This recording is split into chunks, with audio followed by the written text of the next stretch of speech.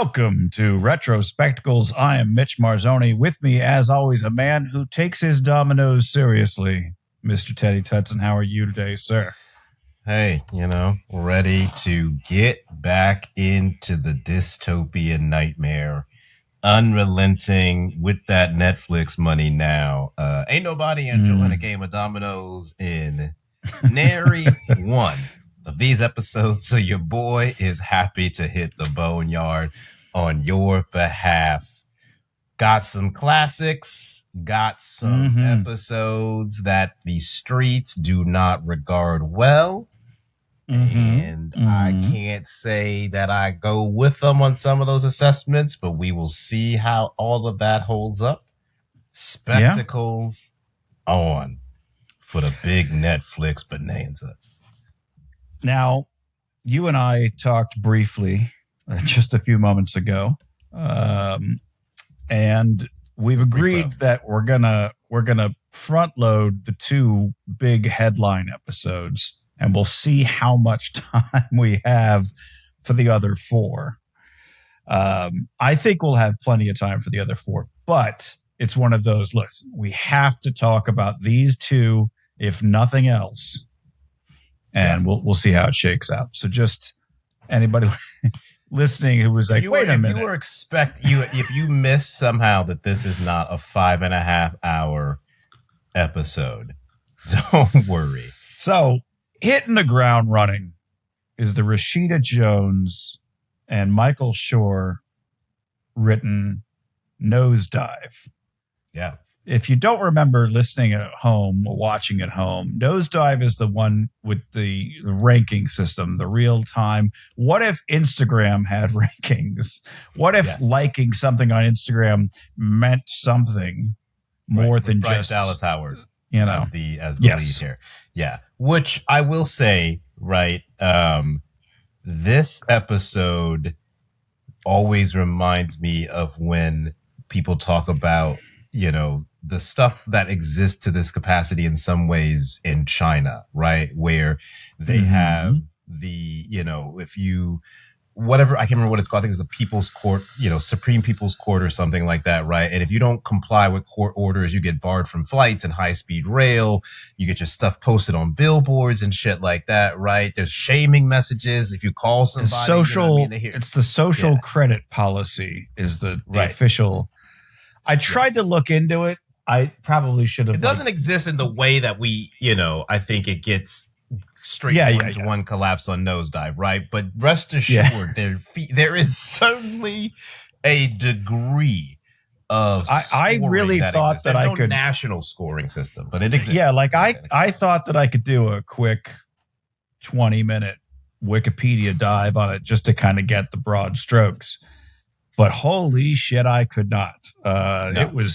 That's a dense, and I think also, despite their blocking policy, I have a strong suspicion that the Chinese government is watching the shit out of that article, because the wording in it is very a lot of people say this, but it ain't like that at all. And I'm like, see, you think it'd be like real. This, but it really be like that. Surprisingly editorialized as a Wikipedia article goes, where I'm like, okay, there's probably, I'll bet you the talk page on this is some wild shit. But I also was reading essentially that they were like that, it was like, well, it's not quite like this. It's not quite like, I am in no authority to speak on it. So let me just say that outright. I will say a testament, I think, to Black Mirror's cultural impact, especially by the time that you get to these Netflix episodes, right? Where,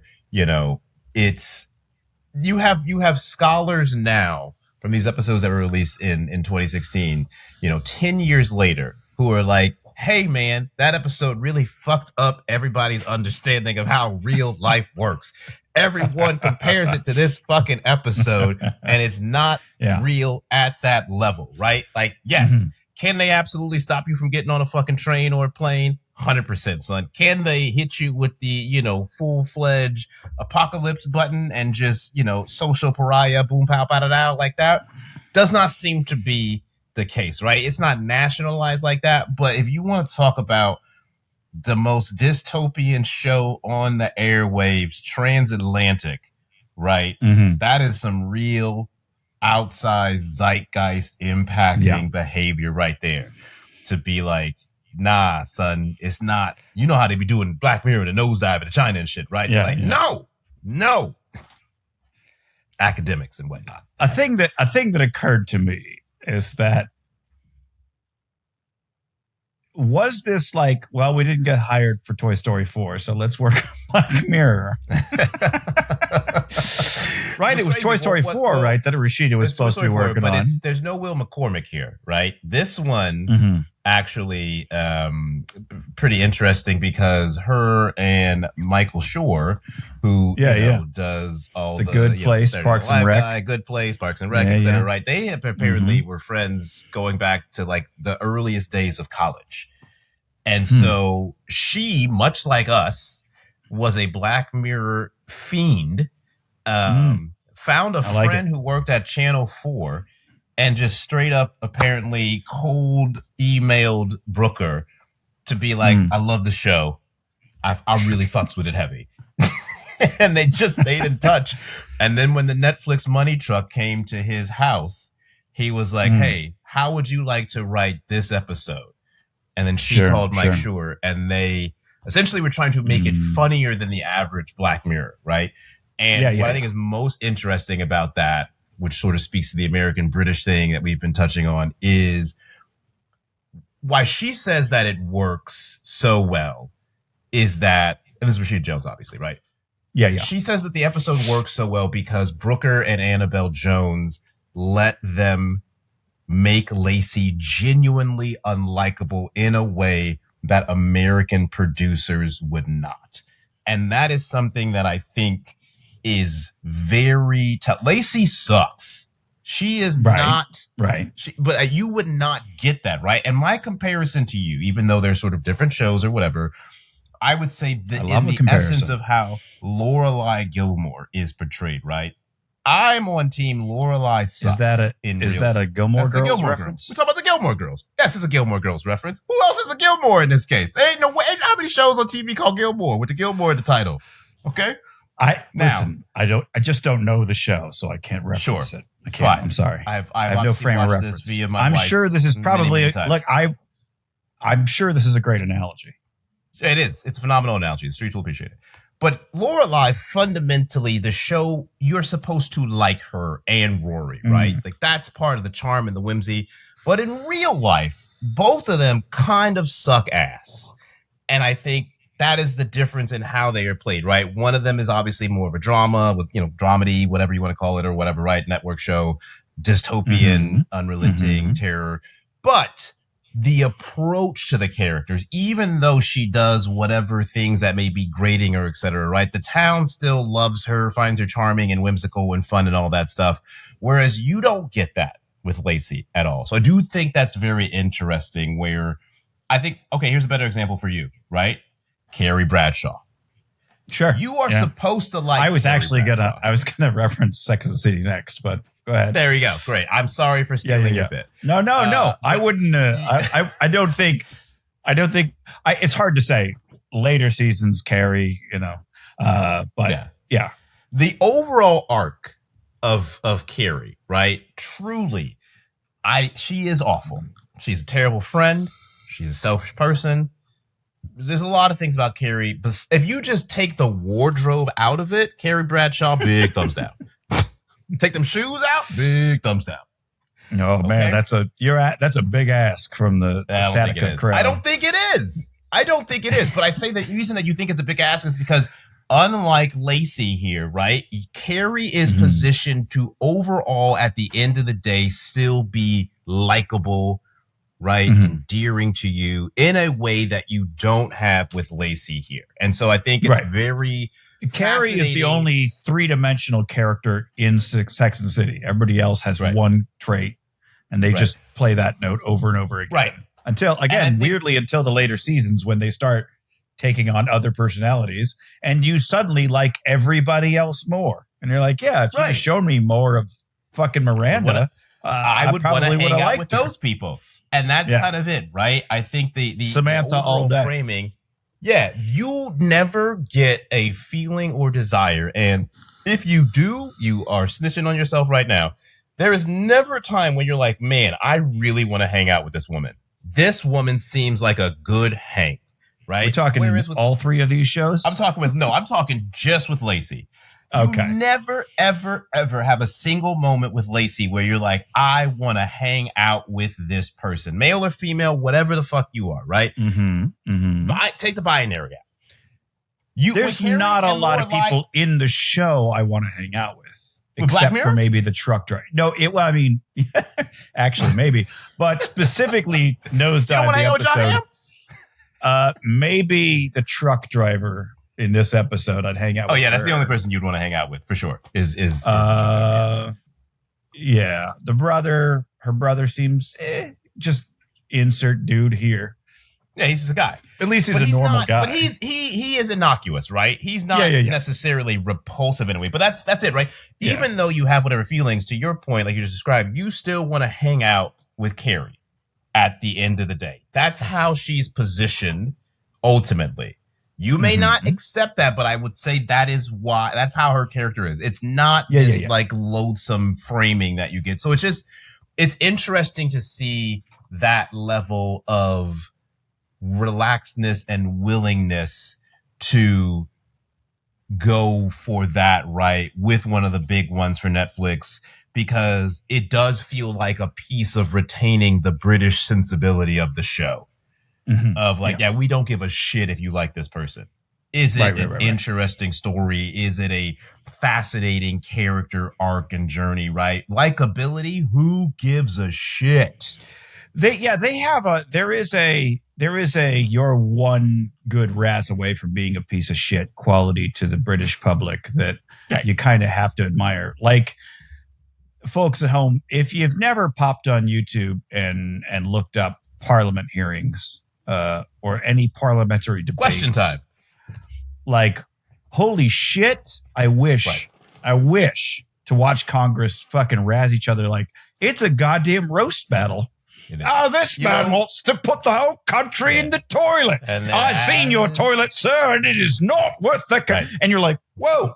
We don't have a political constitution for that shit. And I'm not talking about the document. I'm talking about the actual. These motherfuckers will tear DNA. Each other down. It's fucking fascinating to watch, and I think that carries over into, for example, they all uneasy with the royals. Everybody's a little bit fascinated and also fucking loathes them at the same time. Right. Where like any tiny little mistake that a royal makes, it's like, oh well, we got to talk about that for a week. But anything bad happens to him, it's like, oh yeah, you know what I mean? Like, it's this uneasy relationship that there's nobody safe from British snark in a way that I think that you can create a British character that's loathsome but still likable. Whereas for some reason in America, we're still kind of figuring out the complicated characters. You have to like import a complicated character because they're more interesting. But Jesus Christ, we try really hard. Well, right? Oh, you gotta love the protagonist. You gotta like her. You gotta like her. You gotta want to be with her or date her or whatever, right? You don't just get to see a woman full-throated going for life and being, kind of noxious in a way that allows the story to breathe or whatever.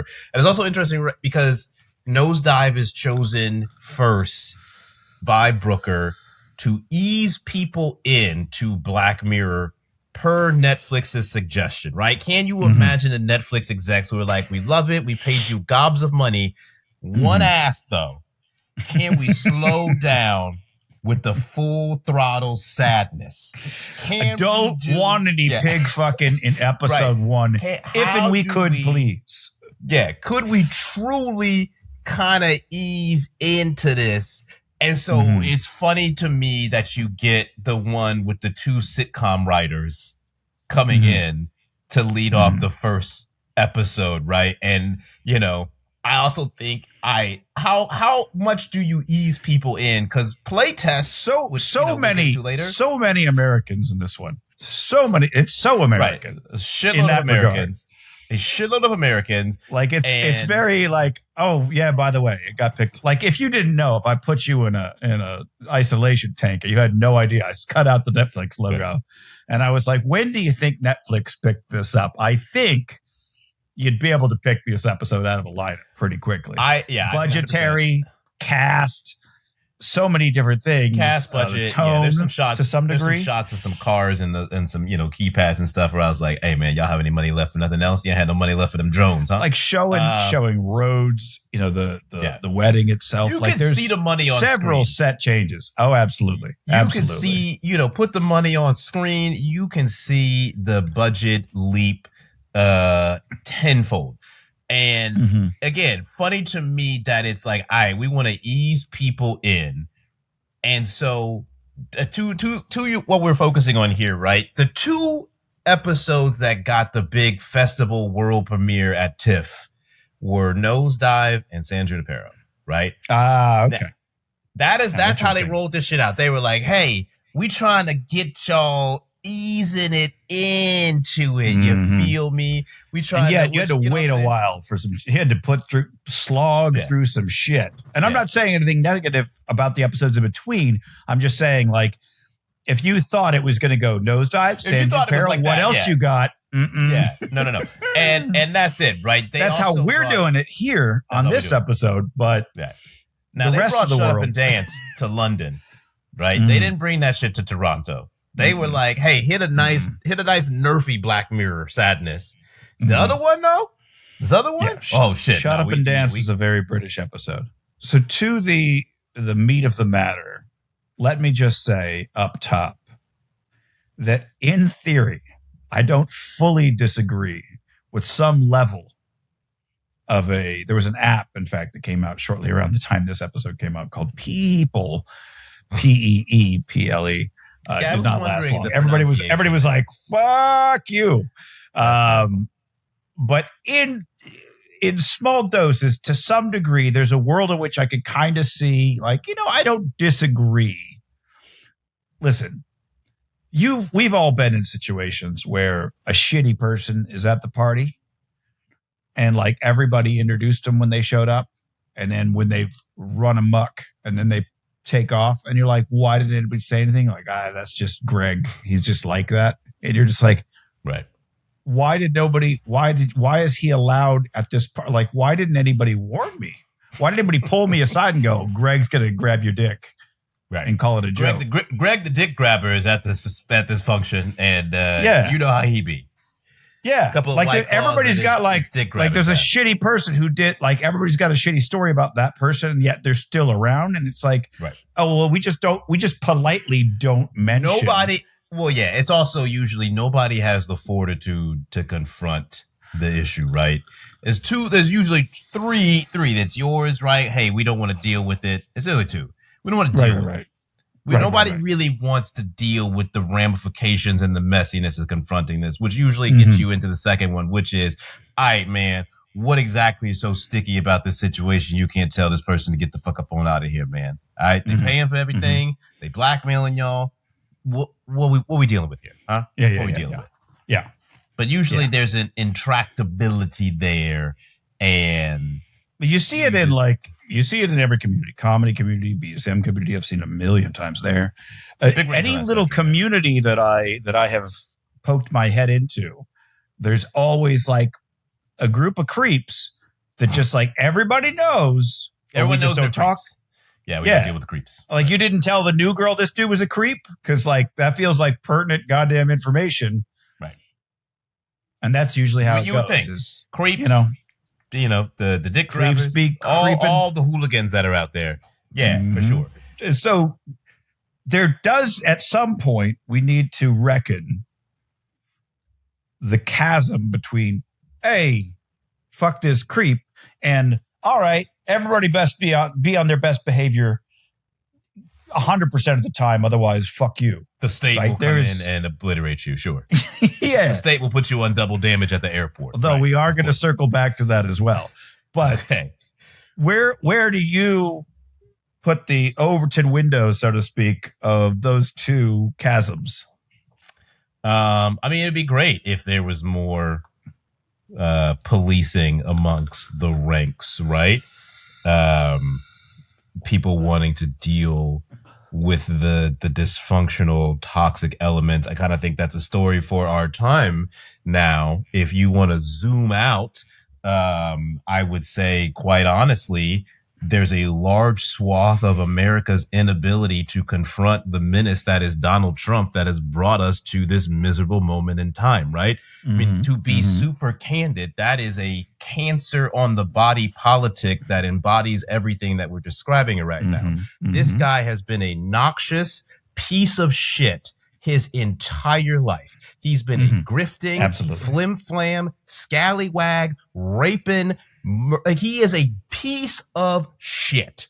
Absolutely. And no one in society at any real institutional level has ever wanted to step forward and get the smoke of getting this motherfucker up out of here. You can talk and point to one man right now who's bedridden. Mitch McConnell had the chance. January 6th could have rallied the troops and rid this nation of the menace known as Donald Trump, but he didn't want to do it. And I would tell you, that is the greatest confrontation that we are dealing with in society, is what you have outlined right now with this frothy bitch, this raggedy ass bitch that nobody wants to confront. Well, at a certain point, the bill comes due. The only way out is what? Through.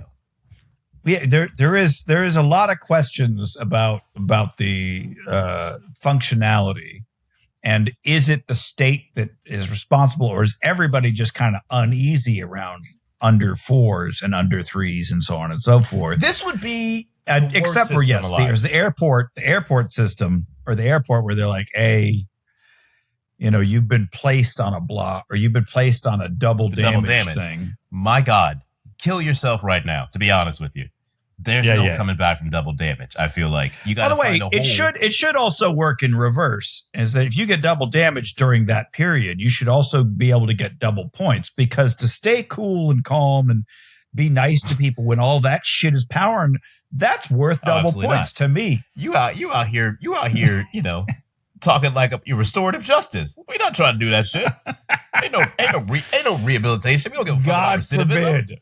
We don't give a fuck about recidivism. Do you not hold a little bit more, like, when somebody's under pressure and yet they're like, listen, I'm having a rough day. I'm going to take care of your problem. Like, you're like, oh, this person's handling it. Like, that's way more. They get way more kudos than somebody just fucking losing their shit. You would justified or otherwise. I think that's a sensible proposal that does not meet the philosophical aim of the point system here. I mean, to be honest, think about, is it just the country or is it worldwide? It's got to be just country. I think it's just if you're chapping away with somebody in another country, you can't. Are they allowed to? No, absolutely not. You cannot. So you can't. My shit in person. In person within borders. But my God, I watched this episode. It's been a while since I've seen this one, with a very, very different lens of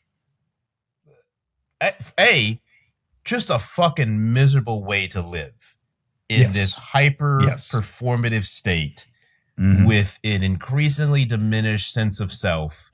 And also, from the comedy side of things, the worst, most fickle, vindictive audience you could possibly be performing for.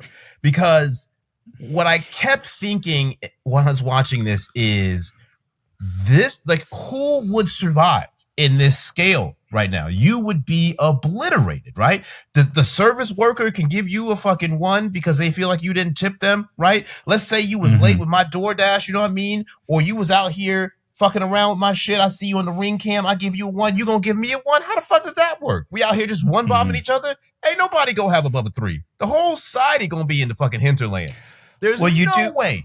You do see that with, like, you know, ride share and delivery movies, The Odyssey. You know. Rotten Tomatoes got to be out here and clean up the scores because a bunch of people would never see the damn movie. I'm not concerned. I feel but it's the same principle. I feel like in part, true voices win out review bombs be what they are. But because it's the same people who do the Yelp bombing, right? It's the same pieces of shit. My concern is to some degree the Yelp bombing, but the gig worker economy live and die by the Nosedive system. Right. Uber, our Lyft, entire DoorDash. customer service system. Yeah. I mean, if you get somebody from an Amazon or whatever, right, and they're wherever around the world, those 5 stars mean a whole lot. I think one of the things that always stuck with me, I can't remember what company or system it was, but it was the way they set it up was, scale of 1 to 10, but when you had to dial a 1 or a 0, it didn't capture the 0. So all these workers who were supposedly getting 10s were just getting 1s and getting fucking crushed on their reviews, right? Because you're living and dying off this rating system. So it would be preferential for someone to give you a 9 as opposed to a 10 because a 10 never gets captured, right? I get it. I see. So, but you have all these kinds of systems that proliferate already day to day, which I think was really fucking...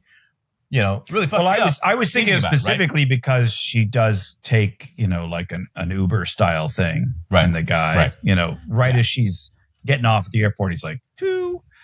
Right. And I mean, I don't remember the last time I looked at my own ranking as a passenger. I think it's probably pretty high. I'm a cordial individual. You know what I'm saying? Yeah, like, and I'm sure I largely rate 5. The only time I ever rated lower than that was a woman who drove 30 miles an hour with her head turned completely around, looking at me, talking about adrenochrome on the freeway. Yeah, you gotta. Yeah, if I could get you with the driving with one of her legs on the steering wheel, whole head turned around, going 30 miles an hour on the freeway.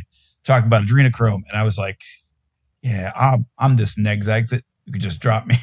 Like I was like, detour right here is fine. I gotta get out. And I got. I think I gave her 3 because I was like, I don't want to ruin the girl's life, but like, damn, that was a scary fucking ride. I mean, it's. But like, you got to go. To me, you got to go out of your way because I know that they live and die by that 5 star.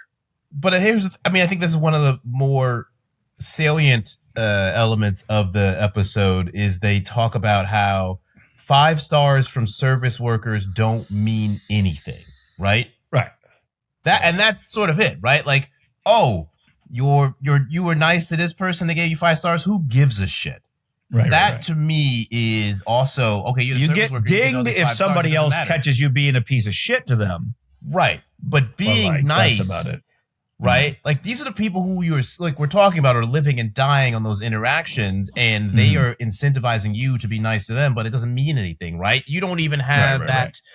You don't have the social contract element that we have currently to just be a decent person and not go off on this guy because they did whatever, right? I mean, you've removed any of those incentives. It truly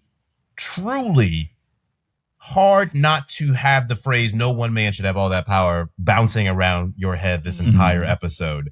They don't necessarily specify. It seems like their downvotes have just as much power, which is odd. Yeah, well, she went from a 4.2 to a 3.9 or 4.1 something. Well, she's on that double damage, like, too, right? Real quick. Yeah. But I'm saying, like, from the time that she got into that cab, right? She had 2 negative interactions, it's right. She bumped into the lady, get into the thing, which okay, fair. That lady. Now, to me, has a pretty good score. The epitome of but then there's power. Then she has a bad experience with the cab driver. Yeah. So those 2 knock her down below the 4.2. Right. Which is like, shit, that happens. Like, I mean, you don't give honestly, it a 20. This would be such a Because that'd be the other part of it is that I'd go like, well, hold on, let me look in aggregate, because maybe somebody's having a shitty day and just everybody they see is getting 1 stars. Well, now your 1 star don't mean so much because you're just out here. Except it does. 1 star on every motherfucker. What is it? It doesn't mean anything to your heart. It absolutely means a lot to the streets. I'm saying, that 1 star counts. I'm saying the algorithm needs to account for. The algorithm don't give a fuck about your context. The algorithm should account your for grades for or your delineation. We just saw the algorithm. These mass downvote assholes. The Nosedive algorithm could not give a fuck less about the distinctions and delicacies that you are trying to outline here, right? I realize that. They could not give a shit. I'm trying to bring a little bit of sanity to the situation. The idea that you wouldn't just have roving gangs putting you below 2.5 and banishing you from polite society, right? That, like, this would be such a who is left? You have to pay to not have your shit ruined by some ne'er-do-well, which she does go to one of those services. But you'd think they'd have something like LifeLock, or you'd have like a because lady who's got the wedding, the 4.7 lady who's having the wedding, like I would imagine you got to be walking on glass, right? Yeah. Right. You can't. Like, this is what I'm saying. You can't let a interaction slip out at the wrong time, right? You can't do anything else. I mean, this is what she's talking in the truck, right? That's kind of the truck monologue of literally the moment that you decide to really start living life, you are in the most precarious situation because you're at the whims and mercy of people who don't want any kind of disruption whatsoever. And I think that's what's fascinating is so much of this infrastructure exists in informal ways, right? But more formally if you are, specifically employed within those confines. And when you really kind of extrapolate downstream consequences here, it's really fucking terrifying to think of how you would have to live your life under such an authoritarian regime.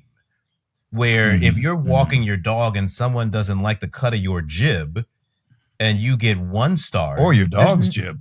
Or your dog's jib. Both y'all jibs. Y'all out here jibbing? Yeah. I don't like nothing about that. I don't want jibbing. I don't want jabbing. I don't want no jabbing. Yeah, no jib jabbing. I don't want jabbing. No jib jabbing. No jab jibbing. None of it. Absolutely not. It just really hit me, and I think in a very different way of there is no sustainable way to function in this society, right? And I think the other thing that really stood out to me was when there's the comment about how authentic gestures are the key to advancing with high 4s, right? And that was so, I think, fascinating to me, given the fact that everywhere you look across our current society, the thing that people are craving, audiences, brands, voters, right? Whatever realm you want to talk about is authenticity, right? If you're a creator, if you're an influencer, they want authenticity. They don't want somebody who feels rote and establishment and just very cookie cutter, which for better or for worse is what 10 years of people have thought was Donald Trump was bringing to the table. He's authentic. He tells it like he is, right? Well, there's a runway only goes so far, but it was not lost on me that authentic gestures being a valuable currency is incredibly resonant for the time that we are in, where it also feels like all of the people who are online and performing on streams and doing creators, increasingly everything is so inauthentic, right? Everything is inauthentic. Nothing is actually real in any sense of an organic and Lacey happening. It's made very clear. Lacey, you're speaking Chinese to Lacey when you say authentic gesture. Yeah. She's like, I don't know what that is. She's like, cookies? She hasn't have that in her DNA Pretend I bought an extra biscuit? I have no idea what an authentic gesture is. She could not. Pop quiz. What's an authentic gesture? She's like, fucking dog? I don't know. Like a haircut? Like, I have no idea what an authentic gesture. Couldn't tell you, right? I mean, and with her brother, I think, her brother hearing that speech and being like, oh my God, what the fuck happened to you?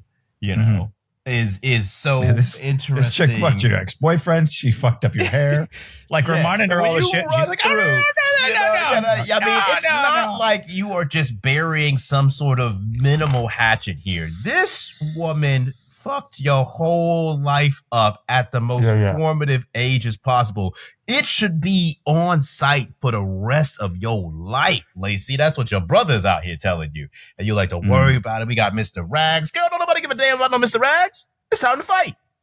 I remember when I came to the realization about a mutual acquaintance of ours, where I was like, oh, that motherfucker's just always been like that, huh? Yeah. Kind of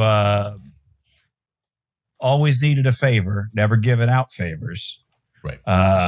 The Hollywood person that you always hear about, that you think that if you don't live in Los Angeles, transactional you think like 90% of people in LA are like that. And I'm like, no, I don't know. Okay, I know one person like that. Lacey's kind of in that position where if only, her brother's trying to snap her out of it, like, hey, this bitch. Nah. But I also get it where it's like, sometimes you got to make a deal with the devil. You're like, a lot of deals with the devil. Yeah. Well, the story of our time. I need this thing that they have in order to get a thing that I want. So I'll swallow a bit of pride to get the thing. But it doesn't. It's unclear if Lacey is swallowing anything, or if she's like, no, this is how people work. We all do that.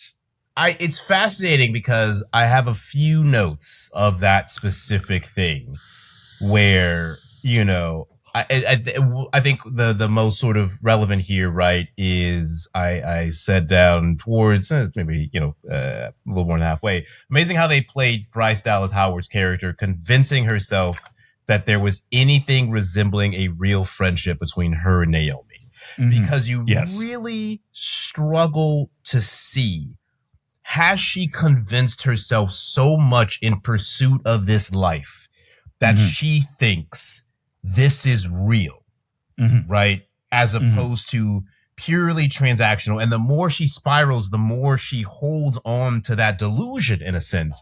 The other note that is adjacent to this that I think triggered this thought is right in front of it, where she says, being a 2.6 doesn't change anything. And I wrote, girl, you don't know what world you're living in? So... Girl, what you talking about? A 2.6 meant everything to you 24 hours ago. Girl, so you was a 4.18 at the airport and your life fell apart. You a 2.6? Girl.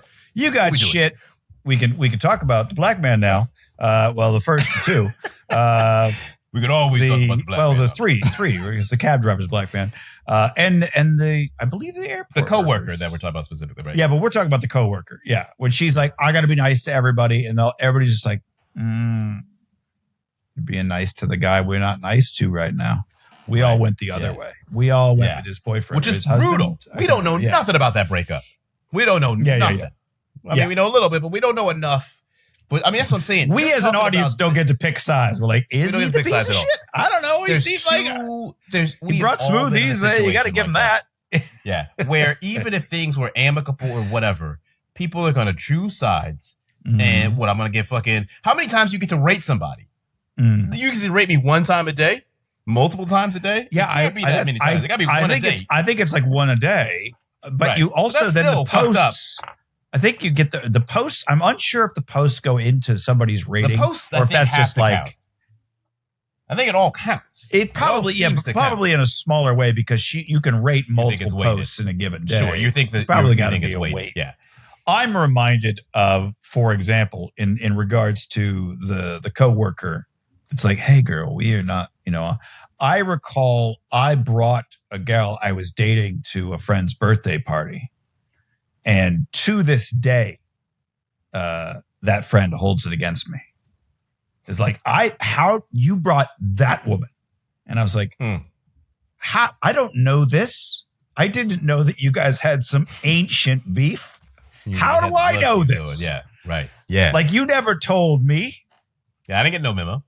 Yeah. So I would have gotten 1 star every day. I'm getting one. Well, I don't know about every day, but I mean, that day, whoo! I got. Do you have somebody stars that you like? Do you have to be in proximity to somebody to 1 star them? Because that you can't just be sitting at your crib, pulling up somebody one starring them.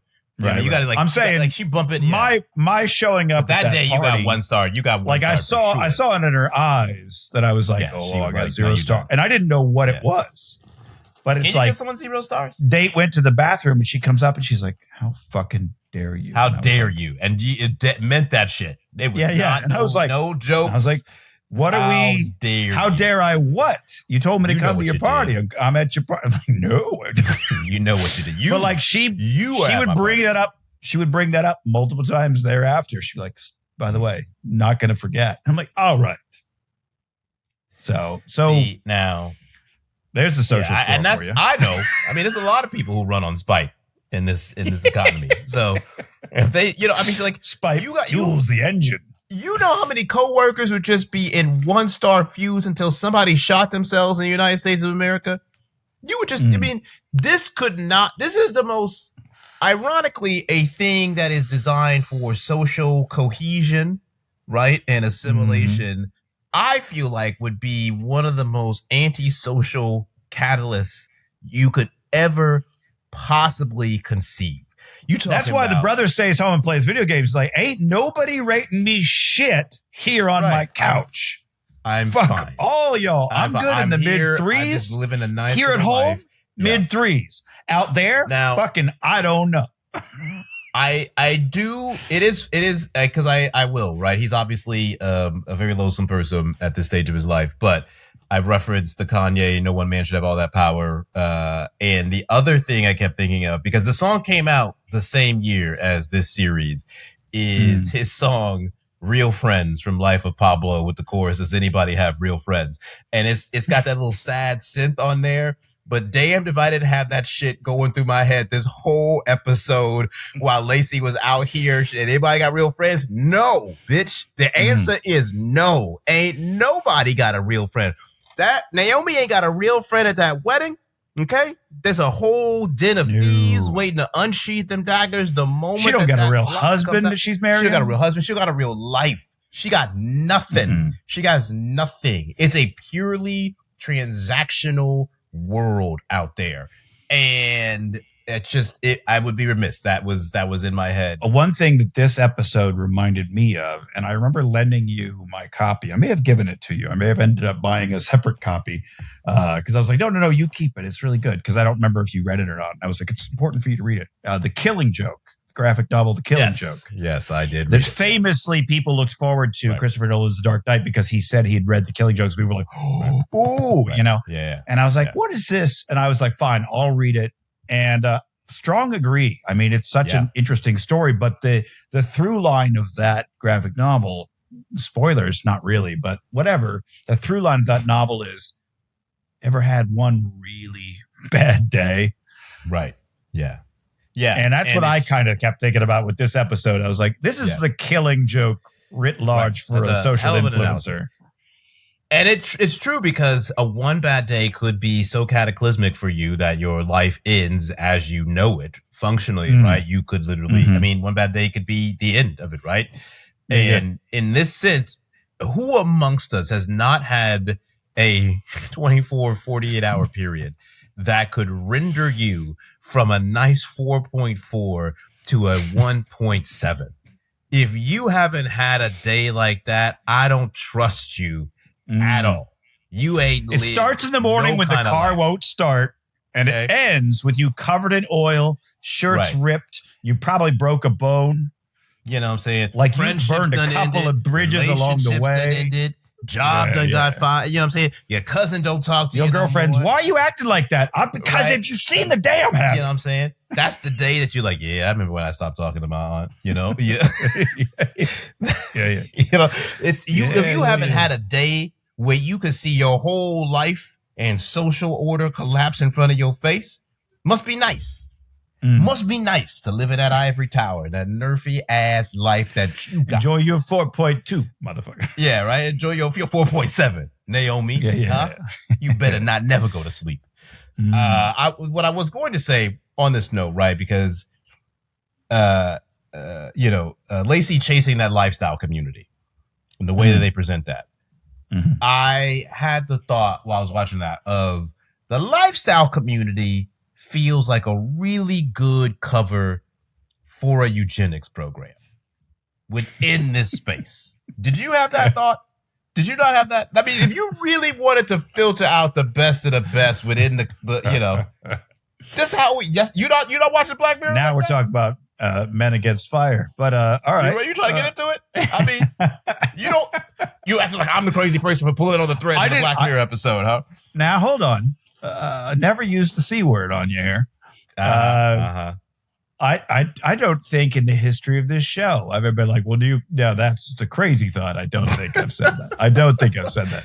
I'd like to think that I entertain everything that comes in. You're a real yes-ander. I'll give you that. Okay. I try. There's some pushback. Yes, and also, or yes, and but and however, Yeah. I didn't get a eugenics vibe. Tell me more. I said cover for. Because they're not going to let you really see it. But that would be how you would be like, hey. You're saying they're really real particular about the babies in that community. Real particular. You make it into that community, and then all of a sudden they start hitting you with the Stepford Wives shit of, hey, we want you to sign up. You got the escalating program. You'd be filtering people out. You know what I mean? This is like really one of the few episodes that do not involve somebody's complicated relationship with their kids or parents. Brooker seems to love like a child born secret dads, somebody else's He loves the bastards, huh? He loves the bastards. He seems to love all right, as bad as things are. Did I tell you there's kids involved? Fucking Christ, Charlie.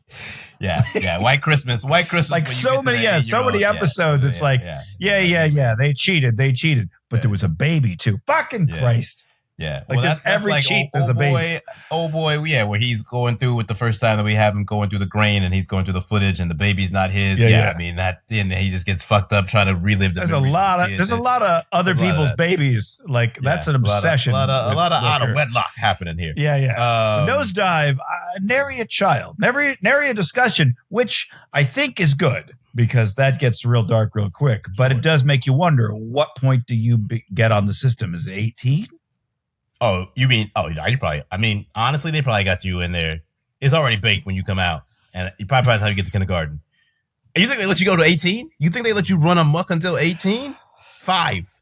There has to be some policy where adults can't just walk past. I hate that kid's shitty ponytail. Well, shit, it ain't no better with the kids. By the time you get to middle school, hey, man, I'm throwing myself And again, off the you roof. can't trust kids with that. Yeah, middle schoolers trusted with this system. Why don't you just give them a fucking pack of middle schoolers would just run roughshod over a CEO? Are you fucking kidding me? No, I'm talking about themselves. If you just let middle schoolers rate themselves, if you just had that, you would not, the sliver of self-esteem and confidence that people survive those years. So much suicide.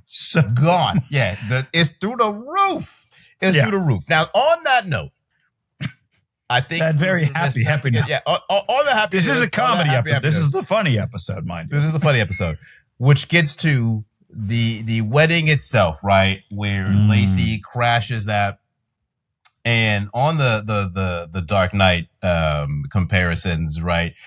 When she is giving that speech and she hits that "fuck the planet," I wrote down. I said she hit that shit like Heath when he's a Joker and he hits that "look at me" with old boy. Fuck the planet. She's giving this speech, and then all of a sudden she's like, "Fuck the planet." You're like, wow. I will take this doll and shove it up my ass. Yeah. I was like, I didn't know you had that kind of range. I didn't know you had that range, Bryce Dallas. Kudos to you. Now, the overall ending here, from the speech to et cetera, right? Mm-hmm. My one thought that I will say before we get into more specifics is you may have heard the slang term "crash out," which is being attributed to Gen Z, and as with many things, originated with Black people many, many moons ago, and was warped into a definition that resembles nothing. I really hope they don't do with it what they did with the word woke. Well, God I don't help think us it will all. have anywhere near the far-reaching ramifications, but I do. I think Republicans will be talking about crash outism in 10 years. In a way, they've already done it in terms of watering it down to being meaningless, right? Because when you hear someone say crash out now, You just think they gonna go a little crazy and lose their mind at the Marshalls. You know what I'm saying? You at the Panera and you yelling at the manager. That's not what crash out means. Crash out meant and still means in many communities that you are going and embarking on a egregiously bad set of decisions. Scorched earth. That scorched earth that will end with you dead or in jail. That is what a crash out means specifically, which I bring that up to say, shout out to Lacey for having a real crash out. You feel me? She really did that shit. She said, y'all gonna either kill me or put me in the cell. But I came here to say what I had to say. I'm just as a PSA. This is a real crash out in Nosedive. Yeah. She got a knife. There's guards. She go to prison. That's it. It's not getting a little annoyed and yelling at somebody. You need some real life or death stakes. Now, this is one of the rare episodes where wrapped up like a bow. I'm like, okay, yeah, she got what she deserves. She needs to be in a holding tank, glass cell, just to kind of, no ratings, no phone, just like, hey, you need to take a break from life for a little bit. Cool it. Time out, Lacey. Hey. And she was definitely going to fuck the guy in the other cell, right? Like we all. Oh yeah, I mean that's truly that's now they're going to bang 100%. The moment them doors open. If that happens, sure, yes. Yeah, but like it's funny because my memory of the episode, and I think it's a fun little trick, is that my memory of the episode is she has such a bad day that she ends up in jail as a consequence of her low score. But rewatch them like, no, she ended up in jail as a consequence of pulling a knife on a wedding party and trying to slash some motherfuckers. Yeah. And it's like, no, okay. Didn't help. Score more. Sure. It's the pulling a knife at a wedding party and threatening to slash a bunch of people. That's what puts you in a tank. Now, 100%.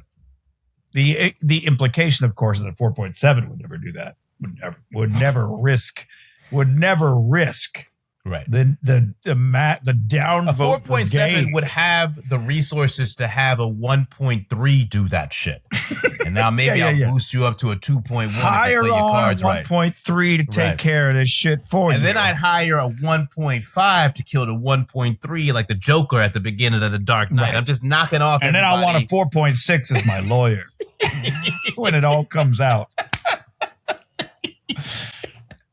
But like, what is the prison sentence? Is she a prisoner of just jail? Is the sentence affected by her score? And do they look at the history? They're like, well, she was doing real good until that day, until the killing joke happened. Now, I don't know. I think it's interesting because do you throw her in the pen, Teddy? Do I throw her in the pen? Mm-hmm. Oh, she got to go crashing out like that. Yeah, okay. You definitely got to go. I mean, I wrote down in real life, feels like they would have definitely had security bounce her out that bitch, especially after she grabbed security the was doing or at least shit. Were they just there to look good? Play this woman off the stage like the Oscars. Do something. I'm a 4.7. It's my wedding day. What the fuck do I pay y'all raggedy bitches for? This dirt-covered woman swinging a knife around in an old raggedy doll. What are you doing? It's insane. I'm looking at my husband. I might one-star you, bitch. I'm rating your fucking security ass a 1. And you and your whole fucking groomsmen, all y'all little loser bitches, what y'all doing out here? Y'all better get out there and take a knife. So yes, she got to go to jail. What I think is interesting is Rashida Jones, Michael Schur did an interview with the AV Club. With the episode was being released, right? And they're talking about this episode specifically, obviously. And Shore says that, kind of what we're touching on here, right? The jail scene is, the intent is that it's the happiest Lacey has ever been in her life. Yes. Because even though everything is lost, the goal that she has based her entire life on completely unreachable, right? She is, as you just alluded to, completely free. Yes. And, ready to go to Pound Town with old boy in a cell across from her, right? And so who's looking? I don't think it matters that suit. What did he do? It's like he doesn't have a spot. He doesn't have a spot on the suit. So I'm like, what bad day? But he kept it together. Very subtle. Yeah. You know, keeping it real went wrong for him. I'll grant that. But like, I've been there. You know, that suit doesn't have a speck of dust on it. Hair, everything on. You know, I believe the kids are still saying fleek, or is that just me? I think no, nobody's saying that anymore. Well, I will say the black people who originally said fleek have now begun to re-say fleek again because nobody's watching. It's like Chernobyl. It's moved on. You know, the grass is growing after you let it, return to Earth. I will say, good pull. Thank you. What I think is fascinating about this episode is it's probably the most optimistic, upbeat ending in all of Black Mirror. And I don't think that's a coincidence. Even the montage of them cursing and yelling and the music and the smiles, it is a optimistic ending. She's free. I 100% look. I agree with you. I agree with you. The optimistic ending on that 100%. We agree. The next episode that we're going to talk about is the most optimistic ending, I think. But we'll get to it. You know, you oughta. Yeah, we'll see. No, I see your case. I'm giddy. I'm giddy with the prospect of discussing that. I see the contours of your case. I will say it is. I will say either way, though, right? It is definitely. It's the most optimistic so far. Yes, 100%. Yes, and I will say it makes perfect sense why Nosedive leads it off. If Netflix is like, please, Charlie, please ease them into this shit. Please, Ted is like, I'm begging you, please don't give me something for the normies. I just saw you took what to London? You took this thing to London with the kid doing what now? Oh my God, no, we can't lead the shit off with this. Absolutely not. Ain't nobody trying to see his little fucking, First of all, no sunshine in that episode. I need a little bit of sunshine. Can we go to South Africa in the summertime where there's nothing but sun? Yeah. It's not lost on me as we segue into the next that the two most optimistic endings probably in the entire series are grounded in the rollout for series 3 and the big, Toronto Film Festival premiere debut, right? And Shut Up and Dance is relegated to the blimey streets over here. And where they're the morass. They're used to that sad ass fucking the morass of sad Brits. It's just so. Oh, now this is more my story already. They were like, yeah, we're going to take the two that end in a somewhat feel good note of this is how we're doing it on Netflix.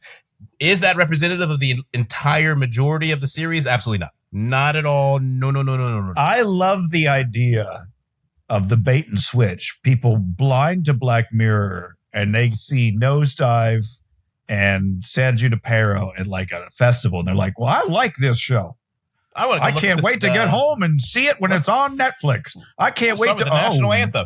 Imagine watching those two and then starting with the national anthem. Thinking they were representative of this series. This is it.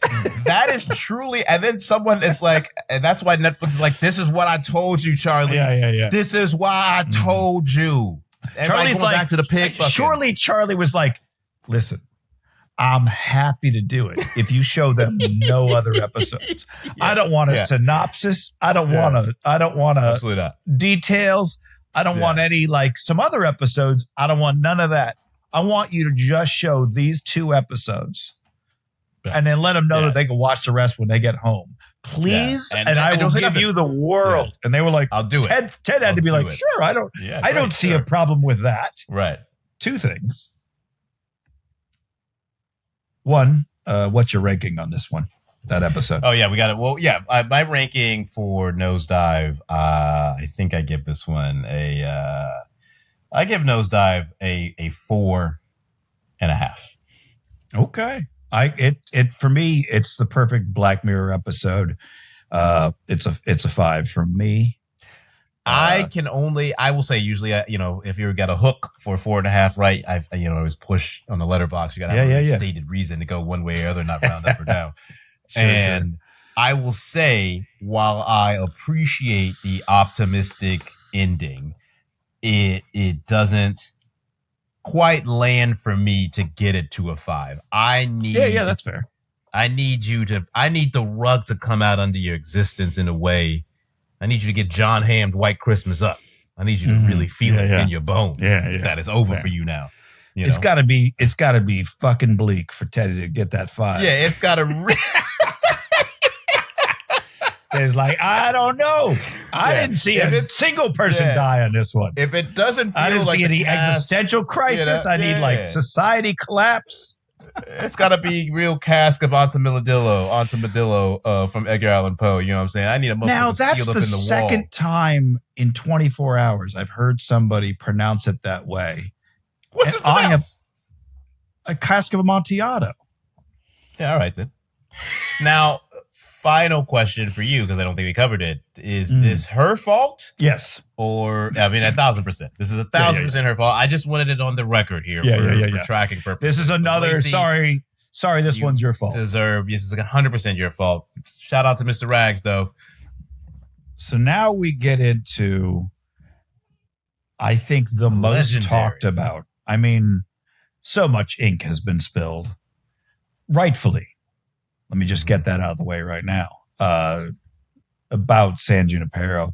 And I think they get the olds like me right out the gate. They're like, do you like 80s music and arcades? Yeah. And they're like, oh, I'm in. Wait, what are we talking about? For the Netflix set as well, too, right? For people in 2016 who were really... Netflix was trying to get into the business model of streaming, and it's not just DVDs, right? This is a really big play for them to get people like that. I think the other thing to remember for this time period is what else is debuting on Netflix in 2016? Stranger Things? That is correct. In July, Stranger Things hits Netflix, and then in October, San Junipero hits it. And I don't think it's a coincidence that is a part of what really made Netflix so successful in terms of, acquisitions and originals, right? Blending those two things together. And when they've been able to do it at their best, and the hybrid approach has been a Black Mirror. Hey, this thing was really popular over here, or hey, this thing was not seen on this platform or this network, but it's really good. We're going to bring it here, add it to our library, and keep it going with new stuff. And it's not, they tried that with Arrested Development, didn't work out. They tried it with Arrested Development, did not work as well.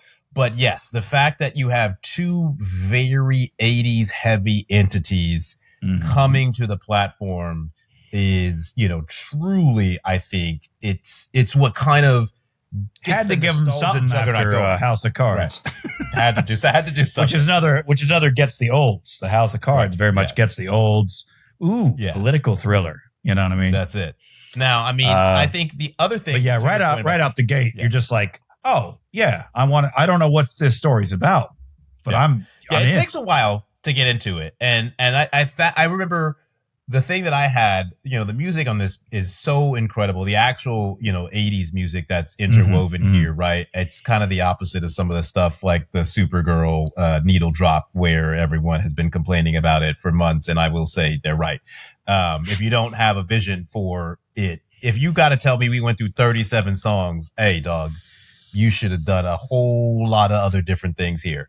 But the way give me a call. That's my dream job, is to find a song for a scene. Yeah. Like one of these days, I want somebody to be like, listen, I got this scene. I need the song. I'd be like, hey, man. I got you. I have been researching. I've been doing my homework for this moment for like 40 years. You and me both. My man. And I will say, to your point, like when Kylie Minogue Can't Get You Out of My Head drops, it's just, first of all, one of the greatest pop songs of all time, but it's such a masterful use of music to advance the story. I absolutely. I mean, one of the things I put in all caps, so many hints, but then immediately after that I wrote, look up the soundtrack, because because like it was lost on me the first time I watched it, but definitely not this time, is that the music is itself telling the exact story in the background. It's like a little Easter egg. The first song that caught me immediately was Girlfriend in a Coma. Right. Like when they first meet, you hear Girlfriend in a Coma. And I was like, okay, that's a little on the fucking nose. Right. And then she runs into somebody and don't you forget about, and I was like, okay, what the fuck? And like, I didn't realize, I'm sure it's written down somewhere. I'm sure it's like in the Wikipedia. I didn't look it up, but I did just now look up the playlist from Girlfriend in a Coma onwards. Don't You Forget About Me, Heart and Soul, Addicted to Love, Wishing Well, I Know You Got Soul, Open Your Heart. Like just reading the titles, you can guess which part. The entire, yeah. You can picture where you're at in the story. Yes. Flawless playlist pick. Whoever was in charge of that, my former mixtape addicted self. Huge kudos from me that somebody was like, no, put me in charge. Right. Maybe it was Brooker himself. He's a music nerd. Somebody who was like, I got it. What you need to do is tell the story, under the story, through the music. Let me handle that. Flawless. And that is, Brooker and Jones have talked about this, and you see some of this right in the Inside Black Mirror stuff and some of the interviews, that the arguments around music for this episode were constant. The only track they could not clear was a Prince song. Yes, always. Not sure. It's 100% of the time. It's always. They didn't even clear the documentary that they did about the estate. They did the whole doc, and they're like, "Yeah, not so much. Thank you guys. Good night." And it's truly, this is how you know that Netflix was opening up the money truck to do this stuff, because they had a 5-second Smiths cue that Brooker described costing an outrageous amount of money and likened it to just shoveling banknotes into a fire. That's Girlfriend in a Coma. That's Girlfriend in a Coma. Yes. And so you've got, it's truly that it's such a big episode. Because I can't imagine, and I'm sure every Brit would agree with me and quite a few Americans who know who he is, but every story I've ever heard that includes the sentence, and then I had to deal with Morrissey, has been a shit. Like, has been a disaster of us. Not like the story itself, but I mean, there's no good stories that include, and then I called Morrissey. Yeah, nothing. Everything is that guy seems like the fucking most difficult person on the planet Earth to deal with in any capacity. He'll do, he'll get booked for a concert in the States, as they say, right, 2 years in advance. And they're like, we're going to pay you $20 million. And he's like, okay, great. And the day he shows up, he goes, I don't like the color you used on the sign. I'm going home. And they're like, what the fuck? You have a deal. We're sold out. We have 12,000 people. He goes, I don't want to do it. But I think what's funny is, you catching on to the clues is something Brooker talks about. Because I had a note where I was like, kind of halfway through this thing, right? You kind of don't really know what's going on unless you're picking up on all these clues, right? Which, I was having the opposite of the sense of being like, it had been a while since I watched it. I was trying to watch it very fresh and being especially with the lens of, okay, you guys are trying to ease people into Black Mirror. You're like, what are we doing here, right? What's happening? Right. But Brooker talks pretty candidly that he was worried about the opposite, and that he thought the clues were massive, and that it was just everyone's going to work it out super early on. Specifically, when Yorkie has the reaction to the arcade game and the car crashes, and he thought everybody was going to be like, "Oh, she's in a car crash," but nobody really gets that.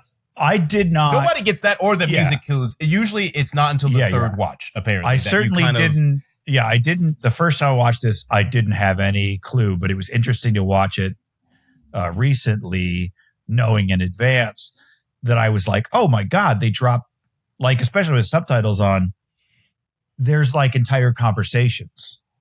Like in the background, somebody be like, yeah, you know, there's a guy who looks like he's 23 years old going like, yeah, back problems. You know how it is when you get older. And you're like if I was watching it for the first time, I'm like, what the fuck is he talking about? Right. There's quite a few of those conversations where people are talking like old people. Right. That I could see where you'd be a little worried. Probably, that's just the difficulty of being an artist in that regard, where you're like, well, I know the whole story. It seems really obvious to me. You're kind of paranoid that everything is going to be, so spelled out.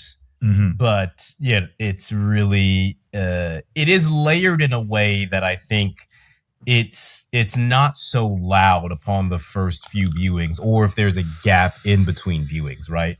And a lot of people don't have that full discography range to connect the dots there. A lot of people are just going to hear Kylie Minogue and be like, yeah, great song, love it. Of course they're playing that here, right? Yeah. Meanwhile, it's literally the can't get you out of my head part. Right. It's the actual, Yeah. And I think it's interesting also because it's, like the way they play it is so fascinating in the sense of real self versus like tourist self. And you can kind of see some of those as you go through the eras and some of the choices that, they made in that regard. Right. But I think the other thing that I always kind of thought about throughout the episode is the whole, they only get 5 hours, because if we give them more than 5 hours, people go crazy. And that to me feels like the most grounded element is that they're like, no, we can't just like, it's 5 hours. Run amok in there. We can't people just literally lose their shit and don't want to go back to real life after they get this, right? Yeah, because you're young, you're walking around, you can dance. You probably haven't used them knees in a while. Yeah. You know what I mean? Your brain just hair is one color. And then you come back to real life, and that whiplash would drive you insane. Drive you insane. Oh yeah. There's no way. You're doing is thinking about next week when I get back there for 5 hours. Man, I'm gonna fuck everything. You're not even in real life anymore, right? And that to me, I was like, yeah, that's definitely, that shit tracks. That shit tracks very, very hard on that. Oh yeah. I do like to the 80s point. I love the Max Headroom in the window shop at the beginning. I love carrying the torch for the obscure. I guess for a lot of people, Max Headroom is pretty obscure at this point, right? I think the further you get away, under about 45, Max who? Yeah, over a 45. Over 45. I think 45 and under. They're like, I have no idea what you're talking about. 45 and over. I think I say Max. You say Headroom. I mean, honestly, he's Back to the Future too. When they're like, we need a scene that says the 80s. What do? Fucking Max Headroom, Michael Jackson. Right. Like, yes, 100%. Immediately. And everybody who, at the time that Back to the Future 2 came out, everybody watching it knew those two like the back of their fucking, like, again, I say Michael, you say Jackson. I say Max, you say Headroom. Like, yes, lost to the sands of time now, but in the 80s, could not get away from him. Get away from him. But yes, I absolutely think that there's a delineation point between Max who and Max fucking Headroom. Like, somewhere in there. Oh, one other Max Headroom, as an example tidbit, the only time in American history that the TV airwaves were hacked happened for 20 seconds. And what did the dude do with those 20 seconds? He wore a Max Headroom mask. Right. Mm-hmm. Oh, yes. Yeah. Right. Yeah. Yeah. because he thought that if people saw Max Headroom, they would think it was part of it. They wouldn't immediately try to stop him. They would have thought it was a promotional thing for Max Headroom and give him a few extra seconds. And he was fucking right. Isn't that one of the things where we still don't necessarily know how he hijacked that signal? It's still kind of an unsolved mystery. No one knows who was responsible or exactly what they did. Yes. Now, I am curious because, I think the fundamental question here is, would you want to go to San Junipero? 100% yes. You don't even have to finish the sentence. 100%. I put no frame. I put no context. I put no... Most of my notes are about how much I want to be in San Junipero. All of Mitch's notes are just various to-dos in San Junipero. He just, when I hit the streets, I'm out here at the discotheque. I want to go to the beach. San Junipero looks a lot like Venice Beach to me. My literal final note on this episode is truly, using a Teddy word here, truly, there is a world in which the VR version of that is somewhat plausible, and I hope I live long enough to see it. I hope I get it. Well, now I know I got to get you to San Junipero if it's available to you there. Oh, absolutely. There's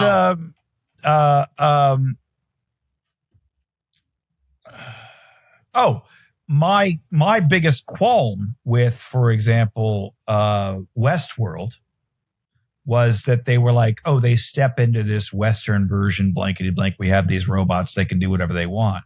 I was always like, if you've got all that space, why not make it a VR experience? Save yourself the money of the robots and the repair of the robots and just make it a fucking VR experience. And you could have like 1920s night, 1980s night, and the Old West, and whatever the fuck you wanted. I would, if there was a way to make VR considerably more realistic and lifelike. And San Junipero. San Junipero. I would love a 1920s experience. I would love. Sure, I would love a roaring 20s. I would love to Charleston and Jitterbug. I'd Charleston on your ass all day long. Sure. Yeah. I want to go to a speakeasy and tell them Joe sent me. Right? I mean, it depends on what 1920s you're dropping me off at. You know what I'm saying? Hey, I'm not trying to... Now, I realize, just going back to that Louis C.K. joke, I could travel all day long back to 1920s, but you're like, what neighborhood? I got to... But this is VR. I think that they'd I think the racism would absolutely see. That's what we don't really get into. The people who builded San Junipero, you telling me they got all kind of racist nonsense baked into this thing? I don't trust Silicon Valley and the tech folks to build a race neutral San Junipero. I didn't hear anybody give no shits about two girls kissing like they may have in the 80s. I don't know. I was a child. So it seems to me that the San Junipero 80s was as progressive as could be, which is the way you'd want to do it. This specific one seems fine. It's supposed to be, a bit of a paradise. Sure. What kind of going back to your joke about the dinosaurs? What kind of paradise? You got dinosaurs walking around eating motherfuckers. What kind of paradise has a bunch of slack-jawed yokels yelling F-bombs? I don't want to be in San Junipero being like, damn, Jim Crow. I'm at the Jim Crow dance. Yeah. Come on, man. Yeah. This is ridiculous. I don't care if you got a Reagan poster on the wall, but we don't need to bring his policies back. Come on, we don't need to do all this. Yeah, you don't need. I don't need to see. I would. Listen, if I get in charge of the San Junipero project, let me just tell you, it's going to be the wokest woke that ever woked.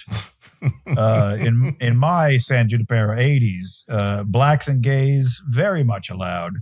None of this flim-flamming Nazi shit. Okay. That's right. So would you also, it sounds I'm checking your social media before you put the goggles on. Make sure you ain't. That's fair. You following Elon Musk? I'm sorry. Pow! Out. Nosedive, motherfucker. Lots. Oh boy, look at that. We put you in a John Hamm cookie. You put you in the cabin, bitch. Now, this also sounds like you would become a full-timer after your 100% passed on. Yeah. Even with my protests, I wrote down, even with my protests about the consciousness that may not transfer over, I'd give it a shot. I'd be like, listen, I'm like bedridden, probably bad knees, bad back. God knows what my liver would be like at that point. I'm working on it now. But Lord only knows what kind of shape I'm going to be in at 70, 80 years old. Probably not great. And you're like, all right, we get a few hours a week. But when you die, we have a package, and I'm like already throwing money down. They're like, I didn't tell you how much it was. I'm like, I don't fucking whatever. Right. Even with the theory as it stands in my head that I personally would not be enjoying that San Junipero, fucking give it a shot. I mean, I'm on the edge. At least try it out for 5 hours. Yeah. I'm Sonia. At least you would do a try. I'm like, yeah. Like I got a few months in me. I'm not doing a whole lot. The one thing I look forward to every week is going to San Junipero. I'm saying fuck it. Unplug my ass. Let's see what happens. Now, maybe the consciousness goes with it. If not, I'm dead. Whatevs. I'm not having the best time as it is. I'm not enjoying, heaven is not a place on earth. I'll say that. Yeah. The non-Junipero times, right. You can leave those behind. You can have them. The other hours in the week, miserable. Yeah. Now, would you dole your 5 hours out across days? Or are you going full hog 1 day, 5 hours, just San Junipero, hook it up? So are you saying that I'm budgeted 5 hours a week and I can either use everybody gets it's a 5 hour a week limit. That's what they say, right? Okay. The living are capped at 5 hours a week. That's what they say. Because then it will drive you mad. Right. So you can do like a half hour on Tuesday, an hour on Wednesday, that kind of thing. Right. Yeah. I think obviously the first time I think I would accidentally use all 5 hours. Just like trial. Just day. Being like, I gotta let me just see. Because I'd be see what it's like. I think I'd be like, I'm really curious about what's the vibe? How does you just be getting started? Listen, I don't mean I try not to make this like a sex thing. I know that I'm a gross, dirty pervert, but I can't ignore the reality is that I would be trying to fuck everybody. I'm sorry to bring this into our lovely show here, but that's a big appeal for me. Like hitting the nightclub scene like I'm in my 20s again. And you don't have to worry about and everybody else is also in their 20s. Right. How's the sex? If it's a tenth, if it feels a tenth like it would in real life, that's enough for me. You're in. To where that's what I'm spending my 5 hours doing. You're in your 5 hours. That's what you go. You're like, I got to hit the night. Now, I move slow.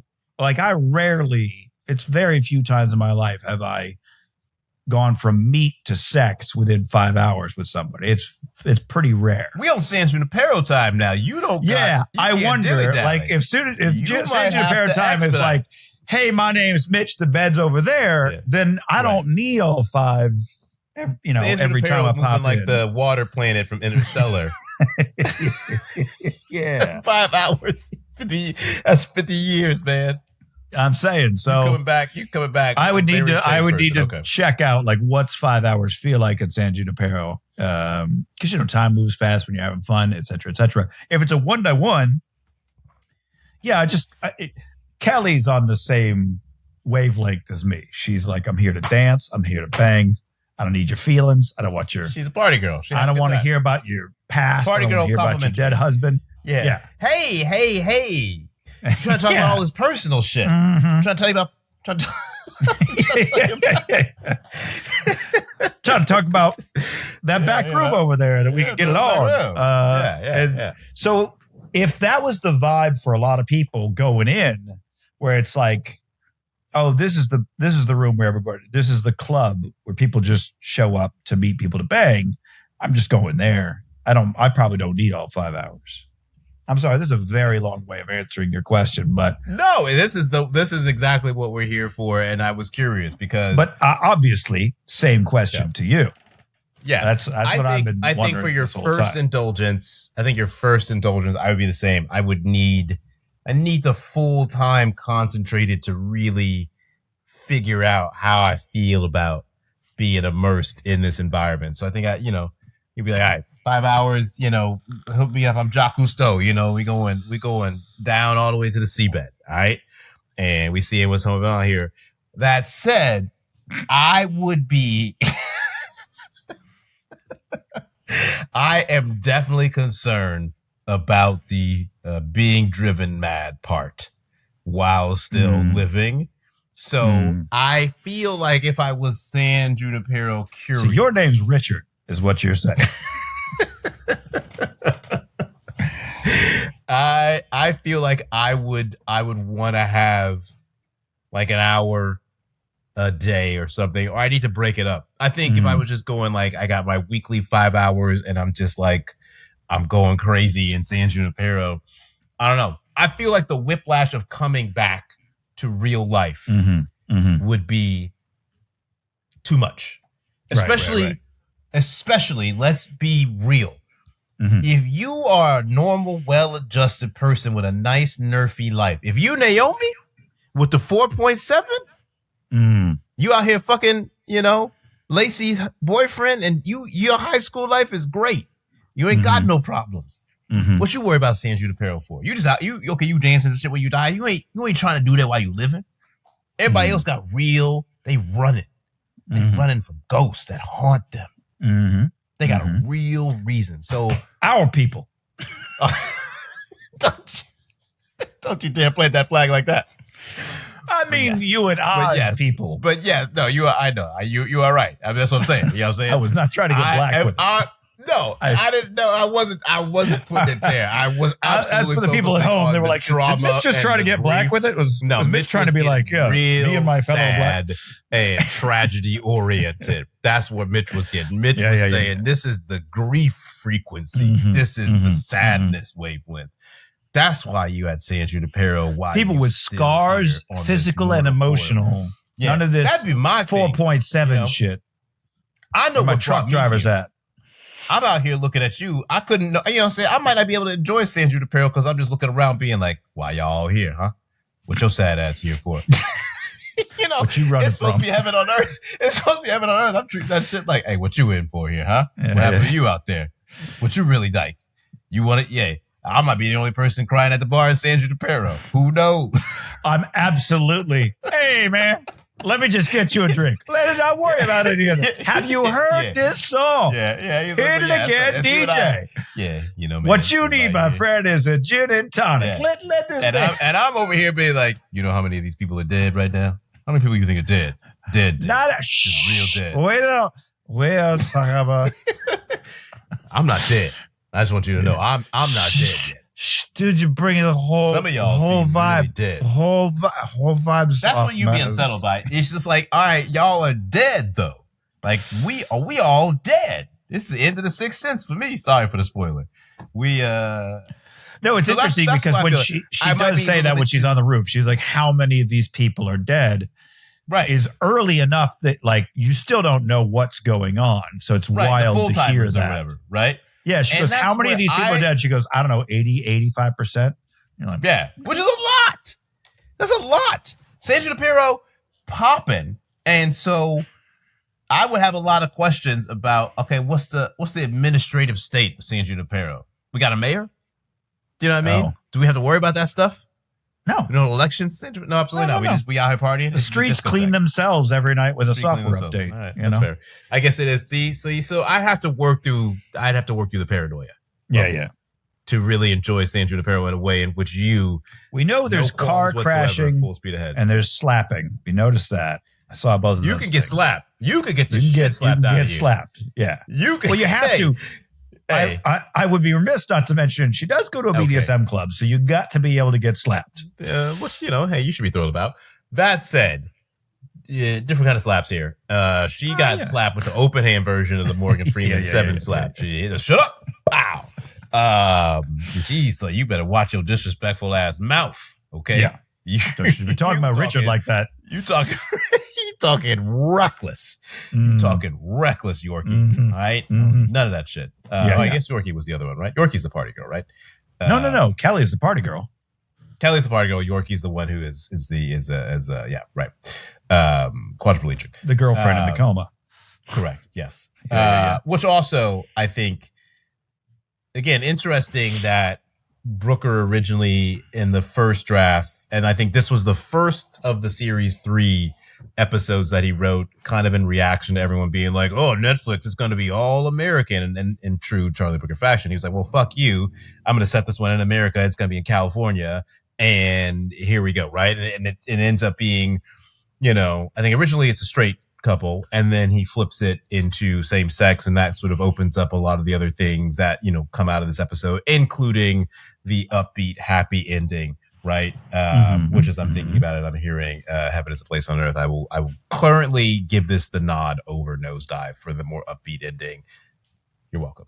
That said, though, it's interesting to have that juxtaposition of the speech walking through, because I feel like because you get a positive, optimistic ending, and I know that people have a lot of feelings about, the disability piece of it, but the story of how she becomes paralyzed and in that condition with her parents and all of that stuff, right, is incredibly fucked up in a lot of different ways, but it also is sort of heartbreakingly familiar in terms of everything described. Like, it is the least sci-fi oriented element in the whole narrative.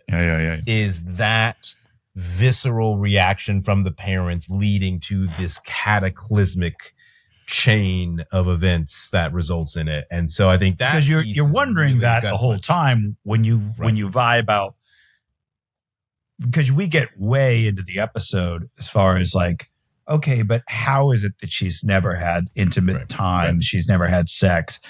All these kinds of things. You wonder, like, is this a real person? Is this a brain in a jar? Et cetera, et cetera. Are you the only real person in a virtual world? It's Black Mirror. It could go a lot of different ways. So that particular gut punch of how they explain, like, hey, this is why her parents would never let her do this. This is why she was sheltered, et cetera, et cetera. And on top of that, there's the quadriplegic element to it, which is like... Right, yeah. And, I think... You can see why that woman is like, yeah, stick me in San Junipero. What the fuck is wrong with you? Right. Yeah, and I will say this part of the question, right, which is, if you were in a situation like this, it's... I've seen some of the commentary, right, where there's some criticism where it's better dead than disabled in that regard.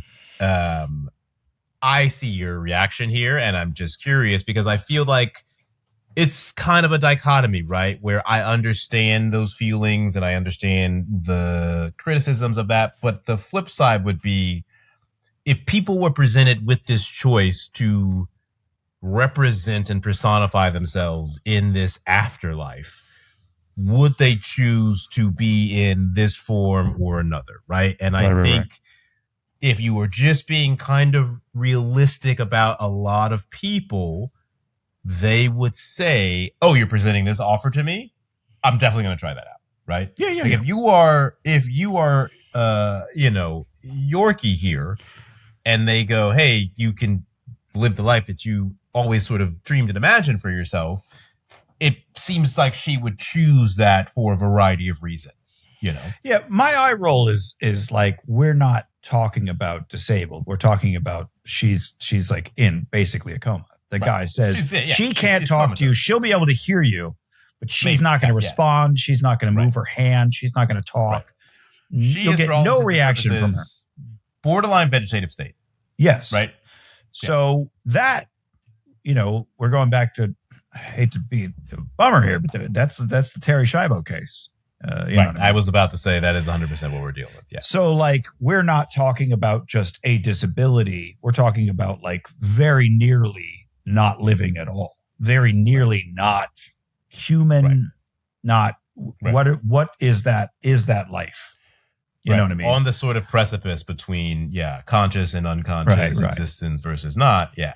Right. I mean, I think it's just interesting. And we are also talking about people at the end of their lives. It would be very different. We're not talking about like 20-year-olds just having these are people that I'm remembering something I heard recently that was, if you're lucky, everybody lives long enough to have a disability. Right. That's very, very astute. Right. As it stands, if you live long enough, you will be a disabled person in some fashion or other if you live long enough. So that's just the absolutely have respect for disabilities in general, because, hey, that's not some hypothetical motherfucker. That's going to be you if you're lucky. If you are so fortunate, sure. Right. Yeah. So that's what we're, in that regard, you're lucky to have lived long enough to be in that state. So this is a nice reprieve from that. I can't speak, obviously, on behalf of any given community like that, or pretty much any marginalized community of any kind. So I don't, but just my ignorant ass, we're not talking about somebody who's just happens to be in a wheelchair or it's very different. Nature. Yeah, it's the thing that I was also thinking about, specifically because so many of these people are towards the end of their life, right, in various stages of health or whatever. I mean, you got to imagine there's some people doing the 5 weeks in San Junipero who are in great shape, but they just want to go they just want to wild out, right? Yeah, Hey, 5 hours, 5 hours, right? I'm trying to do it. To feel like a 20-something-year-old again, in the 80s? Walk with me here. In California? Walk with me here. To me, it's kind of analogous in some respects to the recent Kris Jenner facelift that, everyone has been talking about. Have you not seen the Kris Jenner facelift? You got to look it up, where she got, decades back with the facelift. I mean, she literally looks, Kris Jenner is, like 70s or something like that, I think. And I'm preparing for some wild.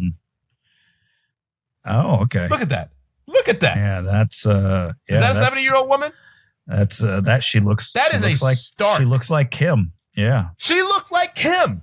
She looks like her daughter, who is decades younger. That is a astonishingly effective. That's what $1 billion gets you these days. That's what the money's for. Shout out Tom Draper. That is to me, right? That is San Junipero on your face. Okay? Wow. That is the facelift equivalent of San Junipero.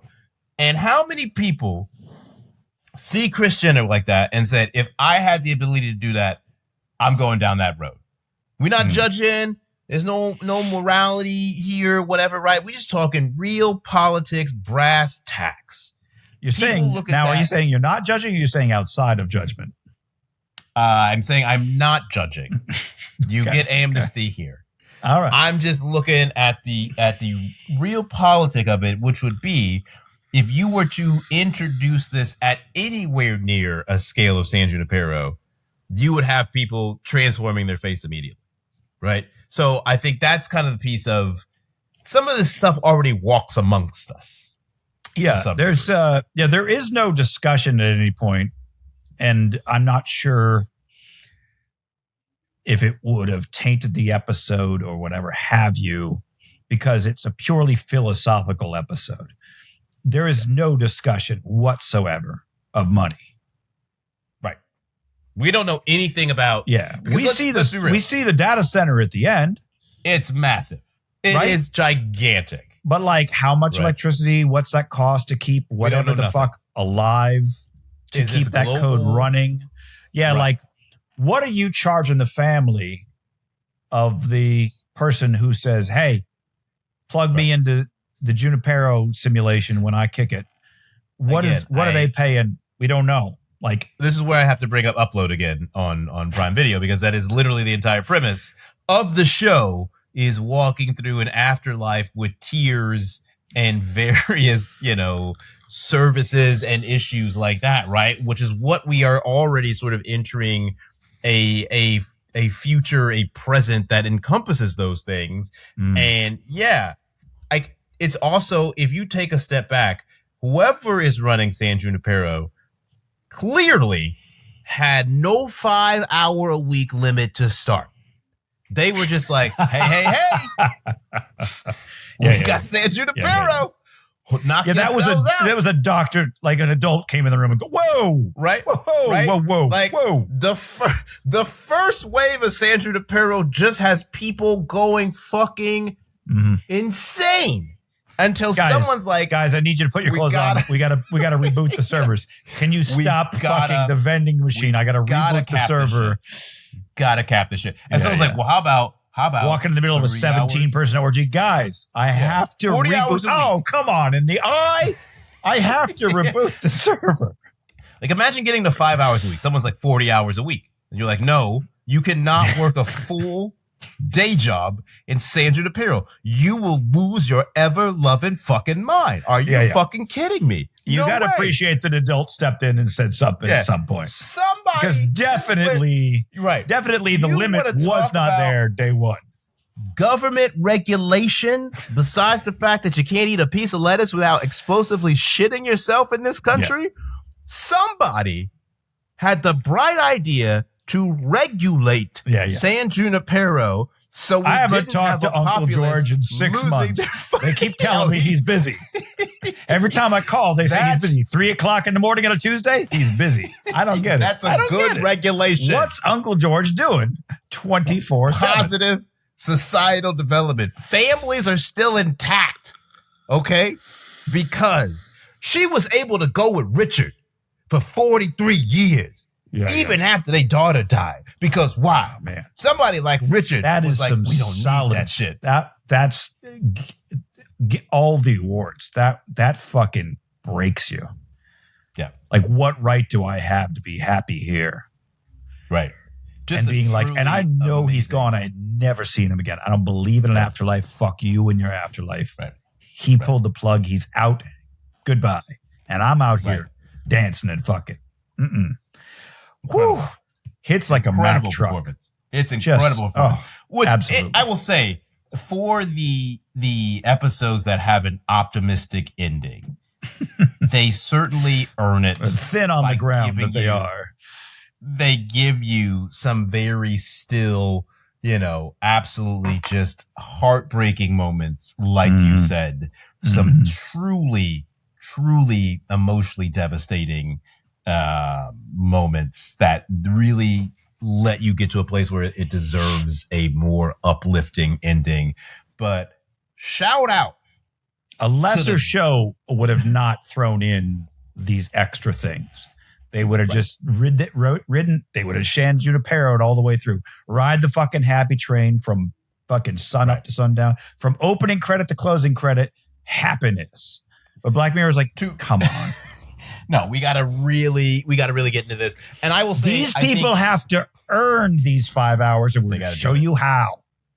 Yeah, I will say, I would, to your point, I feel like part of why San Junipero has taken on this cultural impact afterwards, especially with fan author and in the queer, sort of viewership fandom space, right? Where the joke now is every queer character killed off on television is happy in San Junipero, right? Like, I like that. That's good.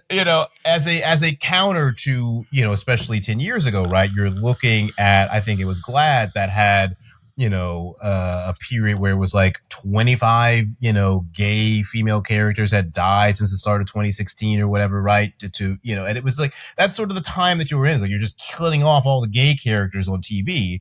And so I think a testament to Black Mirror's ability, right, to tell these very complicated stories, to go to these emotional depths and still be able to land the plane in this specific situation in a way that resonates so positively over a decade later that it's become the cultural shorthand for, queer fandoms to sort of, reconcile with a character leaving them and being able to imagine them in this incredible, wondrous place that Mitch would go to right now in the middle of this episode. He was so I'm sorry, Teddy. It's San Junipero time. I'll be back in a bit. Come back all sweaty and worn out. What were we talking about? I mean, it's just, I think, well, this is, and this is suddenly making me think, not that I think about it often because fuck those people, but it is suddenly making me think every once in a while. I think about this when I think about and I'm unsure if it's an actual mindset or it's just a shitty tweet that shitty people like to do, which is the sort of Ben Shapiro's of the world, making him a figurehead here. I'm not particularly interested in the nuances, but as a figurehead, let's talk about why does it have to be gay women?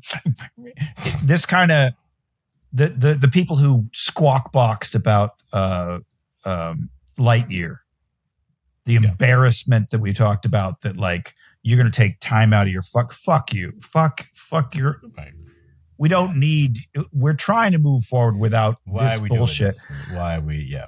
If you could come to I don't mean San Junipero the place, but the episode. You could come to San Junipero the episode, watch that episode all the way through, and feel nothing because there's gay and queer and bi and so on. Fuck all of the way off. You do not deserve art. You don't deserve good art. You truly don't. That's where it comes from. It comes from compassion. Oh, I'm so sorry. It's not all dudes slapping their dicks against each other, which is, gay. But it's no. It's like this is where the good stories are told. It's in the compassion for all people. It's in the God. I hate to say wokeness, but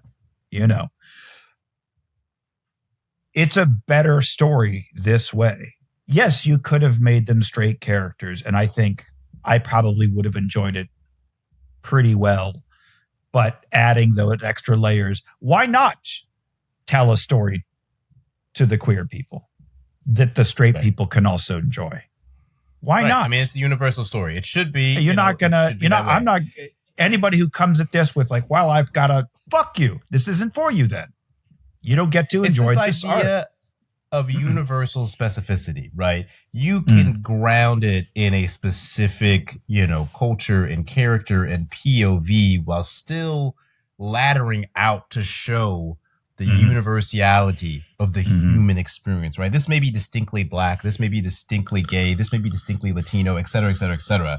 But there are still through lines that ladder up to the overarching humanity that we all share. And that's what I think makes art so beautiful and compelling. And when you step outside of yourself, right, to, watch something that isn't necessarily from you, of you, and expand your horizons, why that is, challenging and a threat to a lot of people, right? I think especially what this episode does with, leveraging the 80s and the 90s.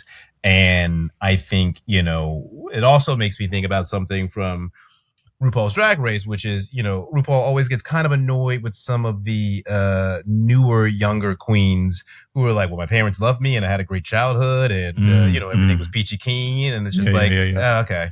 You just think it was always like this, right? There's that sense sometimes where they're just like, yeah, everything was great and Will and Grace was on, and then my parents gave me a hug, and it was great. Now we're here, we're making money, and it's that sense of, hey, there was a lot of struggle here to kind of really build what you have now. And so I think it's just interesting to kind of see the episode play with those decades for people who may have been being like, well, this is just kind of, we're moving. The ball always moves forward, right? And as we see 10 years later, no, the ball does not always move forward. Mitch heard me say this recently and clocked me for having it in my quiver, but he knows what's coming. It can always be worse. It can always be worse. What?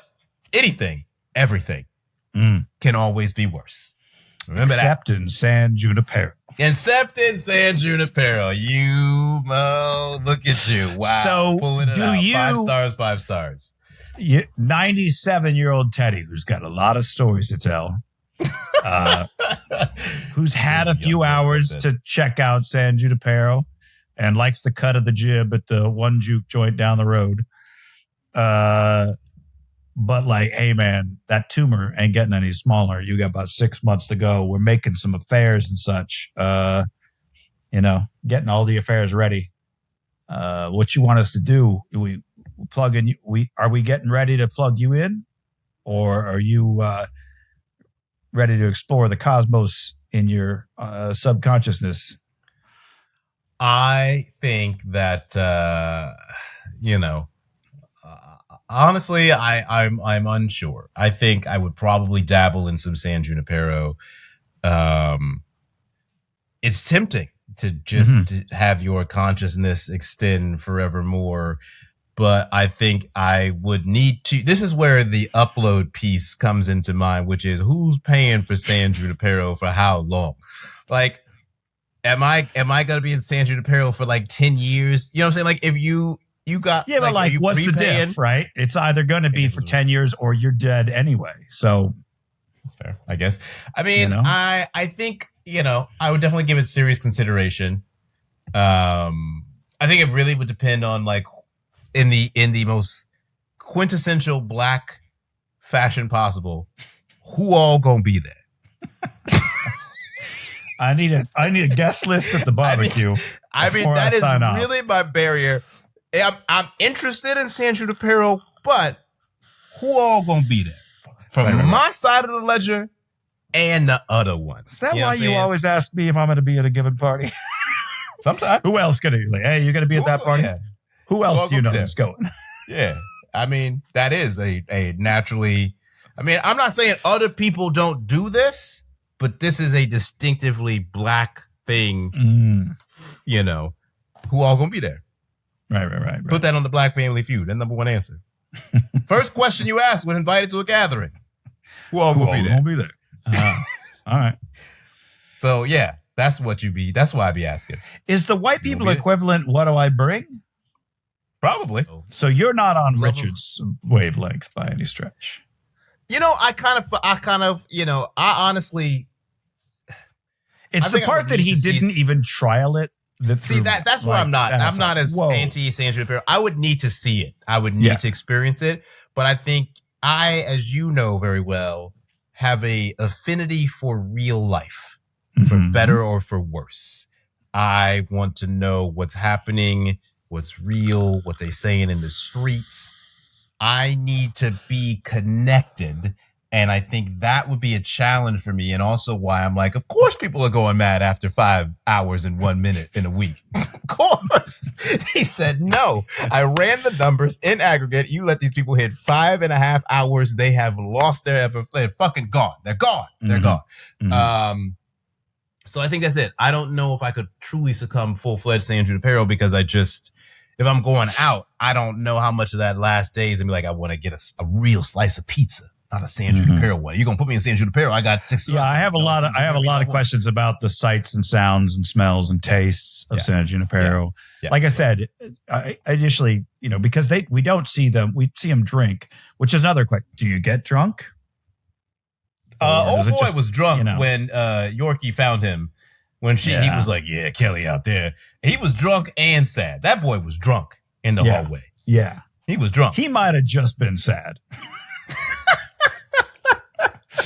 Don't act like you ain't never been sad, Teddy. This man, he can sound real drunk as hell. I'm depressed, bitch. I'm depressed. I've been looking for Kelly. Yeah, man. I'm out here chasing somebody to a decade. Several months now worth of cycles have been looking for Kelly. Sad as hell. She does this thing with, how it is. You've seen Kelly. You've seen her work. I'm on the precipice of madness. Yeah. So, that is, you don't see him eat anything. We see drinking and sex. Right. Everything else we're not really sure about. You're really prioritizing. Look, Clay, I could eat if I wanted to, but I'd really like to just get down with the sex and the drinking. And, there it is. Right. So 5 stars, I assume, for San Junipero from you. Oh, 100%. Yeah. So I had forgotten how much. I've forgotten how much I loved the episode and how good it was.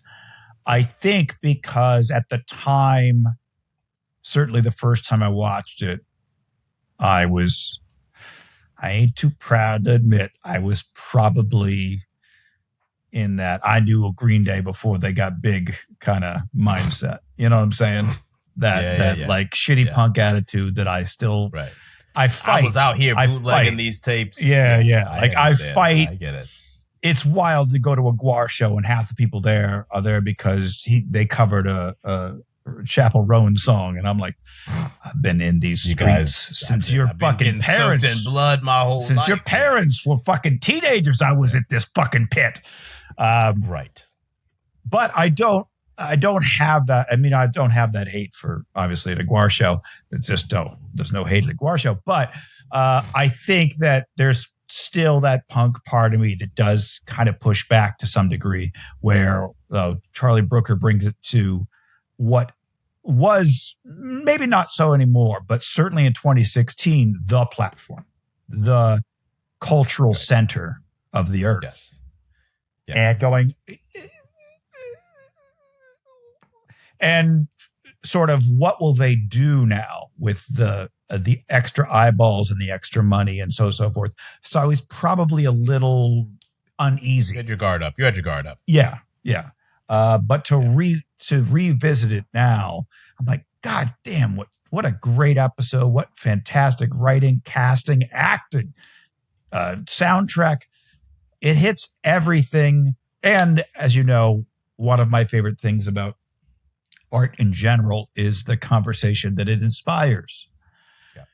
And they do not disappoint.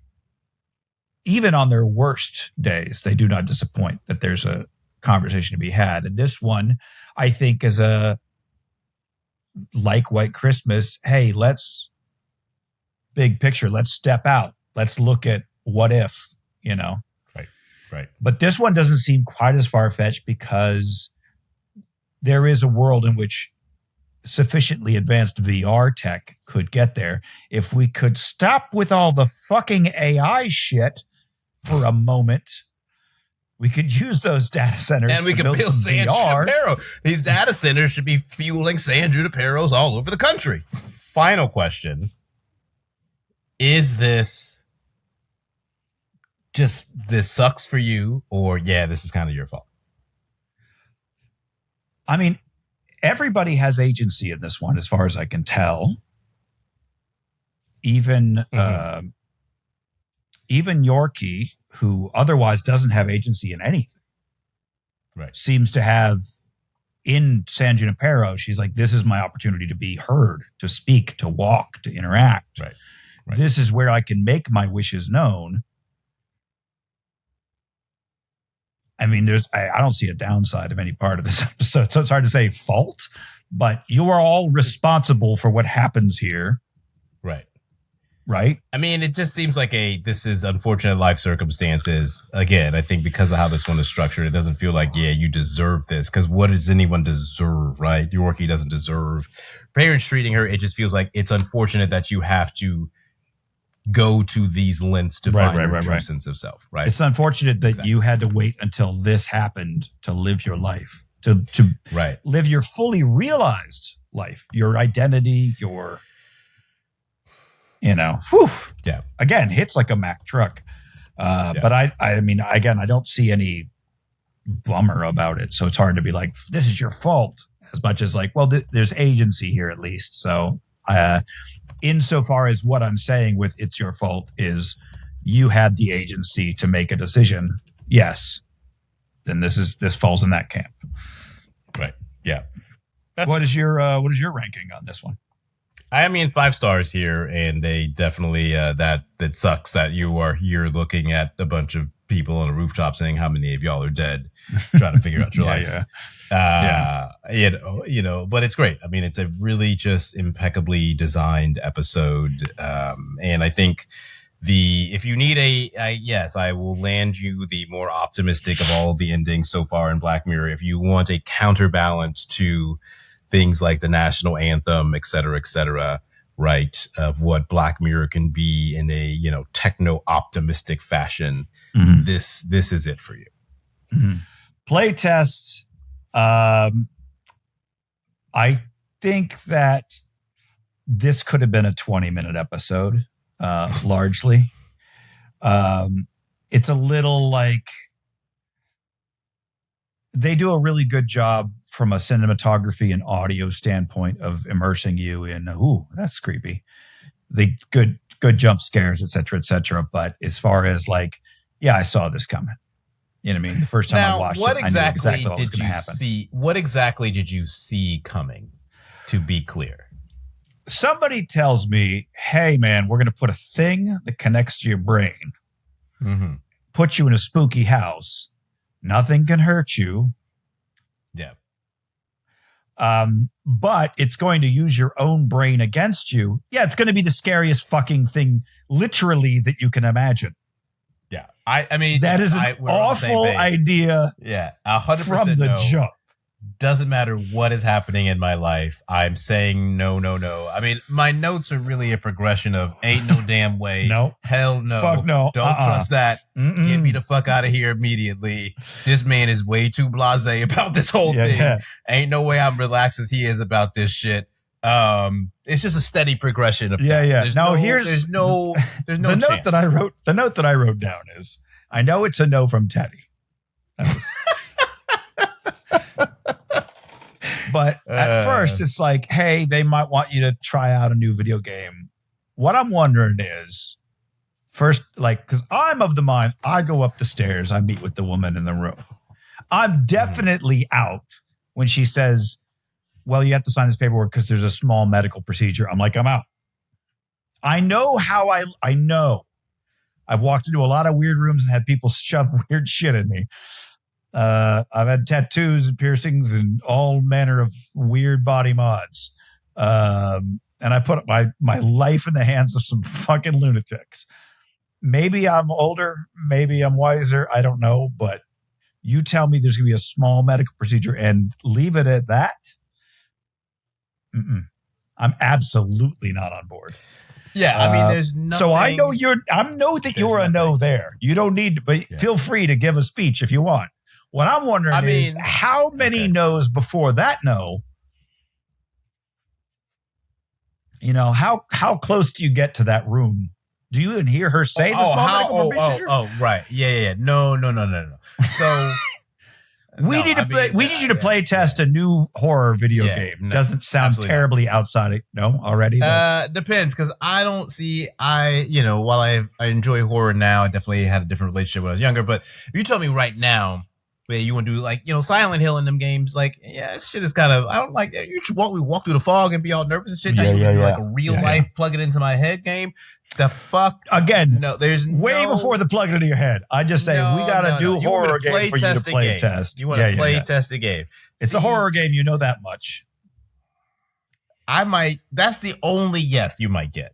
Right. But then you walk in that room and you're sitting across from that lady. Do I know that it's this guy? I already don't want to. Do I know that it's this guy who's out here doing this experimental shit or whatever?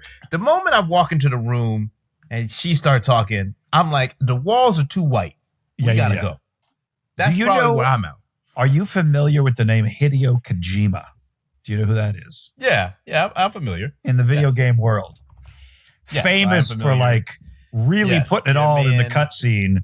He's like, I think it's Death Stranding and all that stuff. Yeah, Death Stranding. And I think it's Metal Gear. What was the one? Yeah, Metal Gear Solid, I think 4. He does apparently just the cutscenes alone. Unskippable cutscenes is like 3 hours. Like it's like, that's Hideo Kojima. Like he's gonna take some time out of your day. Yeah. That's who I was thinking of for this thing. So I'm saying, hey, you want to play test? It's a Hideo Kojima game. Are you like, oh, I don't know. Like, I don't know if I got that. Yeah, man, this man will put me through. It's like anybody, it's really, you're going to be walking for a while. I'm probably saying, actually, in retrospect, I'm probably saying no to the horror question because I don't trust what kind of fuck ass premise y'all going to put me in here. Right. I do like the fact that they play Cooper as not being a jerk, right? And it makes the gut punch of the ending, which is very deliberate, right? Right. His likability really makes it feel exceptionally cruel in a sense. What happens to him. Once again, fantastic casting. I mean, he really nails that role. Yeah. Because he's a doofy white dude. He's not an asshole. He's kind of douchey, but whatever, but like not in a mean-spirited way. You're like, yeah, he's just a dude, bro. Just a dude. I mean, that's the genesis of, or the DNA of Kurt Russell and Goldie Hawn right there. That's Wyatt, who is he's in Disclosure Day as well, and he's pretty solid in Monarch. I would also say, if you've ever seen Overlord, which is like the World War II Nazi zombie movie that he stars in, where this black dude has to go and deal with some stuff. I won't say anymore, but it's a Kurt Russell or the film. guy from this Wyatt Russell. Wyatt Russell. Okay, he's in that one. Yeah. He's that. Okay. I will highly. He's Kurt Russell's kid, huh? Yes, correct. Oh, okay. I didn't know that. Yeah. Right. Once you see it, you can't unsee. Yeah, very much. Now I'm going, oh yeah, The Thing. Yeah, now you see it. He looks like Goldie Hawn. The Thing era Kurt Russell.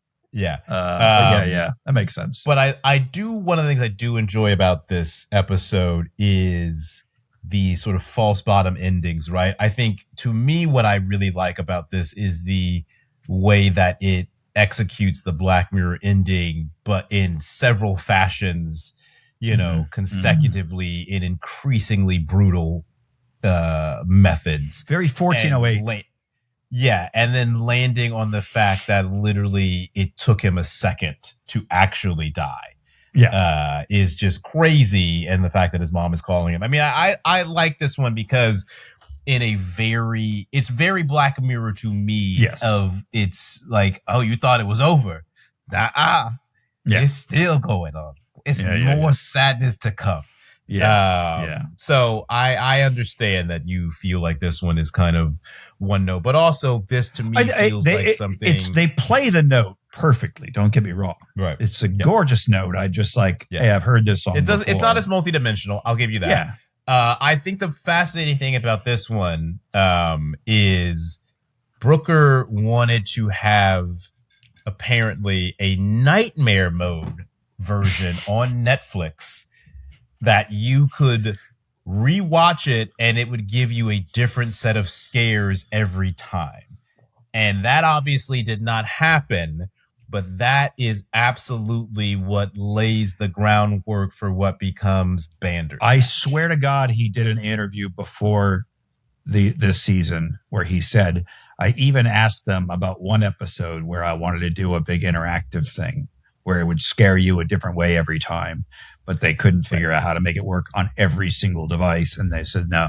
I swear I read that somewhere. It's possible that it was after it came out, but I swear it was before. And I was like, oh, that's interesting. know there was a, again, it's, I think it was a Den of Geek interview where they talked about this. I remember reading about it, but yeah, I mean, it's fascinating that, some of these ideas were, again, very much so in keeping with the series, right? Laying the foundation. And they're like, no, Charlie, we can't do the nightmare mode. Yeah. I can't do that for this go round. Yeah. He's still playing with the medium. We'll cover it later, but he's still playing with the medium. The thought that kept coming to me, and I'm a little amazed because I read the Wikipedia for this one, thinking for sure I did a Command F Twilight Zone because I was like, surely. And they Charlie Brooker referenced To Serve Man because of the twist. And I was like, that's not where I thought. The very first Twilight Zone episode is called Where Is Everybody? It's this episode. Basically. Yeah, I see what you're saying. I don't know if I fully. It's a guy for people at home, sorry to spoil a 70 years old show, but a guy all alone in a town, and he's wandering around and he can't find anybody. He's screaming and yelling, where is everybody? Where is everybody? There's not a sign anywhere. There's signs that people could be there, like there's a coffee pot, there's a restaurant, and so on. Nothing's locked, et cetera, but he, losing his mind. At the end, it's revealed that he's part of a test subject. They're trying to test humans in isolation so that we can get to the moon. This is before the moon landing. And they were like, moon, we're coming for you, but we got to break some brains to get there, kind of thing. This is that episode. So maybe that throws me off because I think it'd be different if I watched that like 20 years ago, but like I have a tendency to rewatch Twilight Zone every few years from scratch. And so like, you gotta scratch the itch. I get it. Yeah. Like I remembered watching this at the time and going, is this not just Where Is Everybody? Like I was thinking, oh, it's going to be revealed that he fucked off 3 seconds into this thing. Like I just knew that. So, but yeah, But what you did, I'd give it a solid 3. I give this one a 3.5. I would say. I thought there was going to be a twist that the girl that he hooked up with was in on it. They didn't go that route, which is fine. It's just his brain. Just his brain. Yeah. My brain went there too. So right here, brother. Got to watch them London hookups. Yeah, that's it. This is another. Man, sorry, this one's your fault. This is 1,000% on you. Big dog. You should not. I realize you didn't know it was going that way. And everything. But like, hey, we're going to use your own brain to scare the shut out of you. No, this is how that works out. That's on you, dude. That is on you. Moving on. Shut Up and Dance. This one. Shut Up and Dance. I feel like a lot of people were like not keen on this one. If I recall correctly. I think it is one of those that has. I think if you look at like the Rotten Tomatoes score or whatever for this series, it's one of the lower ones for sure. This and Men Against Fire, people don't necessarily seem to fuck with this one. So this is the one, again, if you're kind of vaguely remembering, this is the one about the younger fella who has his laptop hacked, and they spy on him through the webcam, and they record him jerking off, and they say, we're going to send it to friends and family, everybody watch you jerk off. Sextortion.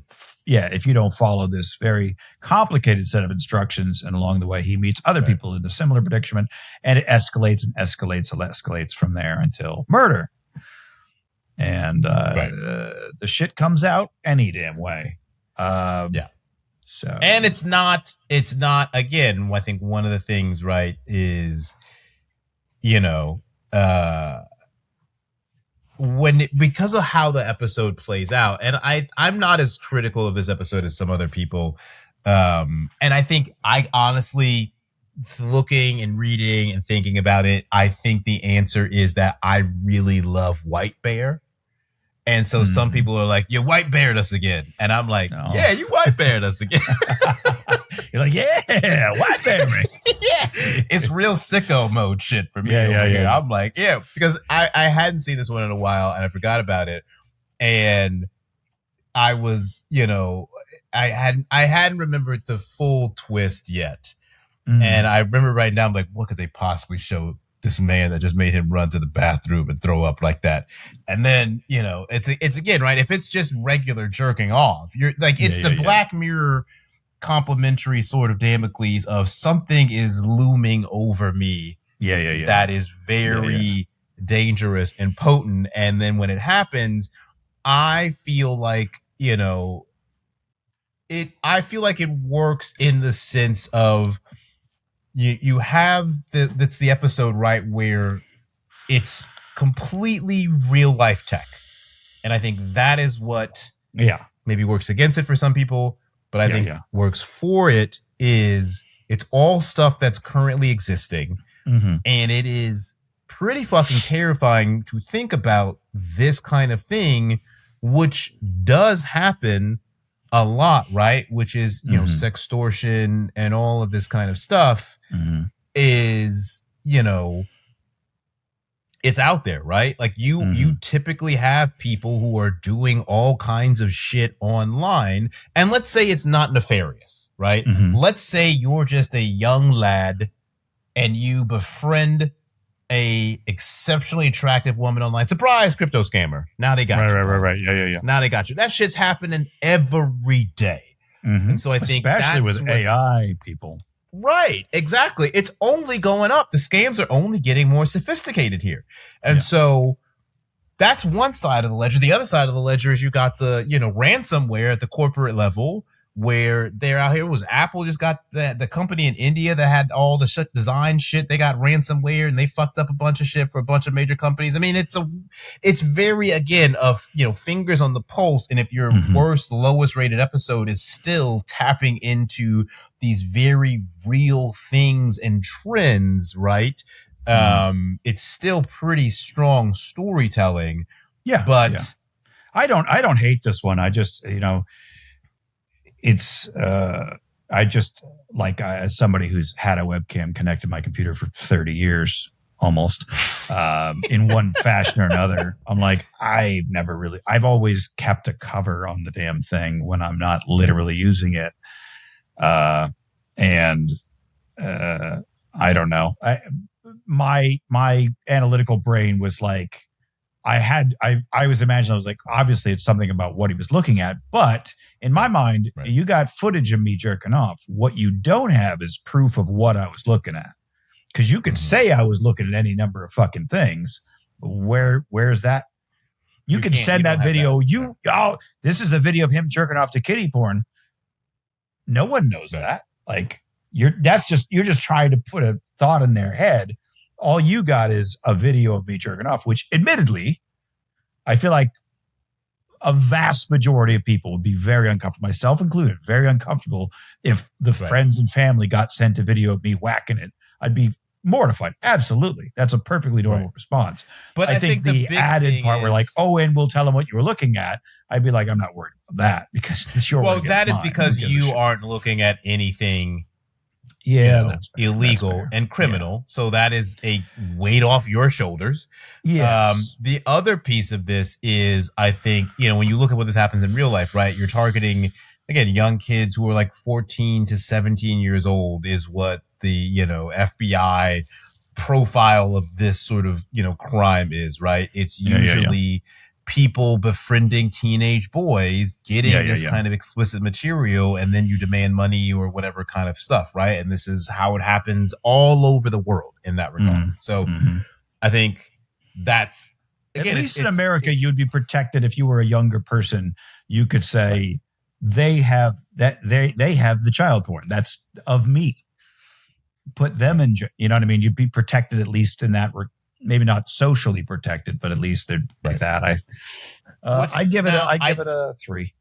No, I will give it a 3 as well. Sorry. But there is a question that we do have to discuss here, which is, okay. If I did have another thought, so go ahead. If you're the bank teller and the kid who's robbing you pisses himself. Yeah. Are you still handing over the money? I feel like even with the gun in my face, my fear quotient going down a little bit. If you're actually peeing yourself, you think it goes up because you're like, he's so nervous he would be doing whatever. I think, he came here to kill a motherfucker. That's what you think after he pissed himself? I'm thinking he knows he's got, like, I can tell he's not doing this on his own accord, but he came here to do a thing and he's scared shitless of it.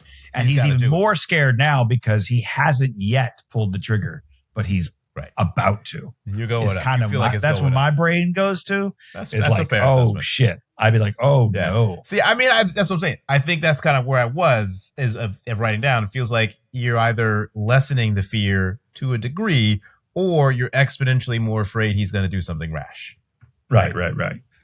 I will tell you one thing that sticks in my craw about that episode is that when he meets his first other victim of the thing, the guy on the bike, on the rooftop, he says, he hands him the thing and he goes, just do what they say and they'll let you go. It ends once you do what they say. And then he drives off. What bothers me about that is that's Black Mirror lying to us as an audience. They've done a lot of misdirection, and I love a misdirection, but that's just a flat out lie because this dude doesn't know that. He's still in the fucking thick of it. He hasn't done the thing and gotten off the hook. Now, is he just regurgitating what he has been told by them to just get him to go right? It ends. He's saying, like, listen, man, you got to do what they say would be the way you'd say it. But he explicitly says, you just do it. It's over when you do it. Yeah, once you do the task, it's over. They leave you alone. Like, but, I mean, it bothers me that you throw that in there. Like, it would have been, I don't know. That scene feels like Black Mirror lying to me that I don't like. To me, that feels like the trolls with the troll face being trolls and saying whatever it takes to get somebody to do whatever they need to. I will say as a final note, that's certainly not the tone we got from all the other text messages we see from the other people. Okay, the texts are all like, "Do it, fuck you, do it." Fair enough. Look Fair at enough. me. I think as a final note, also this is one of the breakout performances from the season because the kid who plays Kenny, End of the fucking world, End of the fucking world, and Andor so as well good. too. Yeah, Andor. He's great in this. I mean, yeah, he's great in this. I know you feel your whatever about Andor. Yeah. No, I like Andor quite a bit. He's just not a particularly prominent character as far as I'm concerned. I think Andor's great. End of the fucking world is the place. Yeah. But End of the fucking world is so goddamn good. And he's fantastic in it. And watching this, I was like, oh, this was probably like what got him that gig. And it was also a Netflix show, or at least was sold to Netflix. And he plays that one expertly. Men Against Fire is the next one up. To recap briefly, this is the military. Now, I'm just recapping so that people remember what we're talking about before we dive in. Okay, all right. That's all I'm doing. That's all I'm doing. That's all I'm doing. Fast. Yeah. So this is the military themed one where it's a troop of military folk going into rundown neighborhoods to root out zombie-like characters, sort of monsters, roaches. Well, they call roaches, but they call them roaches. But they present like zombies with the sharp teeth and the hissing and everything. They are supposedly mutated humans. Yes, that they are having to deal with in the. But aftermath. It turns out that it's not what it seems. Right. Yes. Right. I think before this is definitely the lowest rated of the season. By that doesn't seem terribly surprising. It's this, and then it's Shut Up and Dance. This one hurts like a motherfucker. There ain't no sunshine when she comes. There's no escape. There's no escape everywhere you look. This is brutal. bleak, on devastating, on fucking God. It's on historical. I will say atrocities. It fucking stings, this one.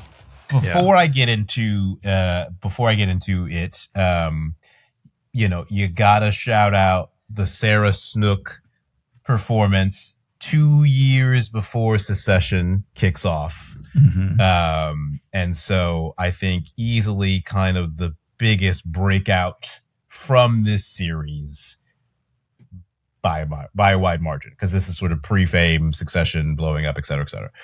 Think bigger than Kaluuya? For this series. Okay. I see. Seasons. Okay, I get what you're saying. No, she has not. Well, they're calling them series. They're calling them seasons now that it's on Netflix. Do they call them seasons now? Because they're always series. Yeah. I thought it's series until Netflix picks it up, and then it's seasons. Yeah, I mean, I'm still seeing series, but your mama named me Cash, I'm gonna call him Cashes. I think the most interesting thing to me, the episode takes its name from the book by the guy from like post World War II. Right, who described those interviews. It's Men Against Fire, the problem of battle command. His whole book was basically about only a minority of soldiers ever fire their weapon at the enemy because at a basic level, people don't want to kill people, right? Yes. That's kind of the whole ethos of it. That's the source of the title. Brooker's confirmed it. I think what's interesting is when you look into it, that is one of the most disputed historical things in sort of the military, academic framework, right? Did this guy actually conduct these interviews? Is this a real yeah is this an actually verifiable claim? Because it does feel like people love killing people. Well, I would think just right off the bat, this has been something that's like, you don't need to get that much manufacturing to get people to kill people. No, but like, what has always bothered me about the original Planet of the Apes is that, or not bothered me, what always rang true to me, and maybe this is the reason why the scene was so whatever. When Charlton Heston finally speaks and says, "Get your hands off me, you damn dirty ape," and they're hooked. To me, that scene is the realization, oh, you also speak our exact same language. It's going to be a lot harder to like torture and hurt you and put you in a cell and treat you inhumanly when you sound like us. I always thought that was supposed to be, I've talked to many people over the years and everybody's like, that's just you. So,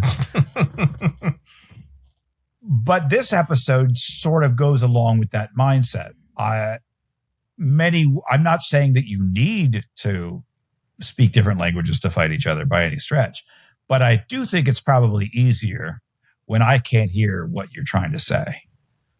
When I don't know, I don't mean can't hear, but I mean I don't understand what it is you're saying. If you're saying I have a wife and child at home, but it comes out in German, you might be telling me to go fuck myself. You know what I mean? Right. I'm going to assume this is really from 40-year-old virgin. See, I don't understand what you're saying, so I'm going to take it as disrespect. Watch your mouth. Yeah. I mean, that is, it's hilarious, but it's also sort of a pretty natural reaction. It's sort of what this thing does is he's saying you don't hear their words. It's just replaced by screeches and shit. When they open their mouths, they got big old fangs and they're not saying words. They're going, yeah. It's guttural noises. Right? Yeah. So, well, I can't look at you as human. You don't even speak my language kind of thing. It does make the inhuman does make it that where, and, America's wars have largely been overseas with no one who speaks English. Yeah. We don't shoot a lot of people to be speaking English in history. There hasn't since what? The Revolutionary War? I mean, Civil War as well. They definitely spoke English then. What's interesting is there's that exchange, right? They look just like us. That's what makes them so dangerous. I mean, that is why you have to have a dehumanization campaign, right? Yes, and yes. The repetition of roaches at the beginning is not a coincidence. Same thing that you heard with Rwanda and the Tutsis, right? Before that genocide happening there, obviously the Nazis and all that kind of stuff. Yeah, I was surprised to see an actual Nazi poster where they have a cockroach attacking, and it's like, oh, I didn't realize it was that on the fucking nose, but Jesus. It is that, and I think that is kind of one of the things, like everyone, part of the criticism, right, is that like it's just too predictable and it's too on the nose. But I think, to me, I come down on enjoying this, I think, more than a lot of people, because when you look at mass, this military thing that allows the soldiers or whatever. Mm-hmm. You mean Pete Hegseth's wet dream? Yeah, exactly, right? Like, I think part of it, it's really fucking uncomfortable for people to kind of sit with some of this stuff, right? Because it's exceedingly, like, if you were to dream up literal wet dream technology for the military that actually rewards you with erotic dreams, right? Mm-hmm. Nocturnal emissions. Mm-hmm. You get the good stuff if you go out there and fucking kill.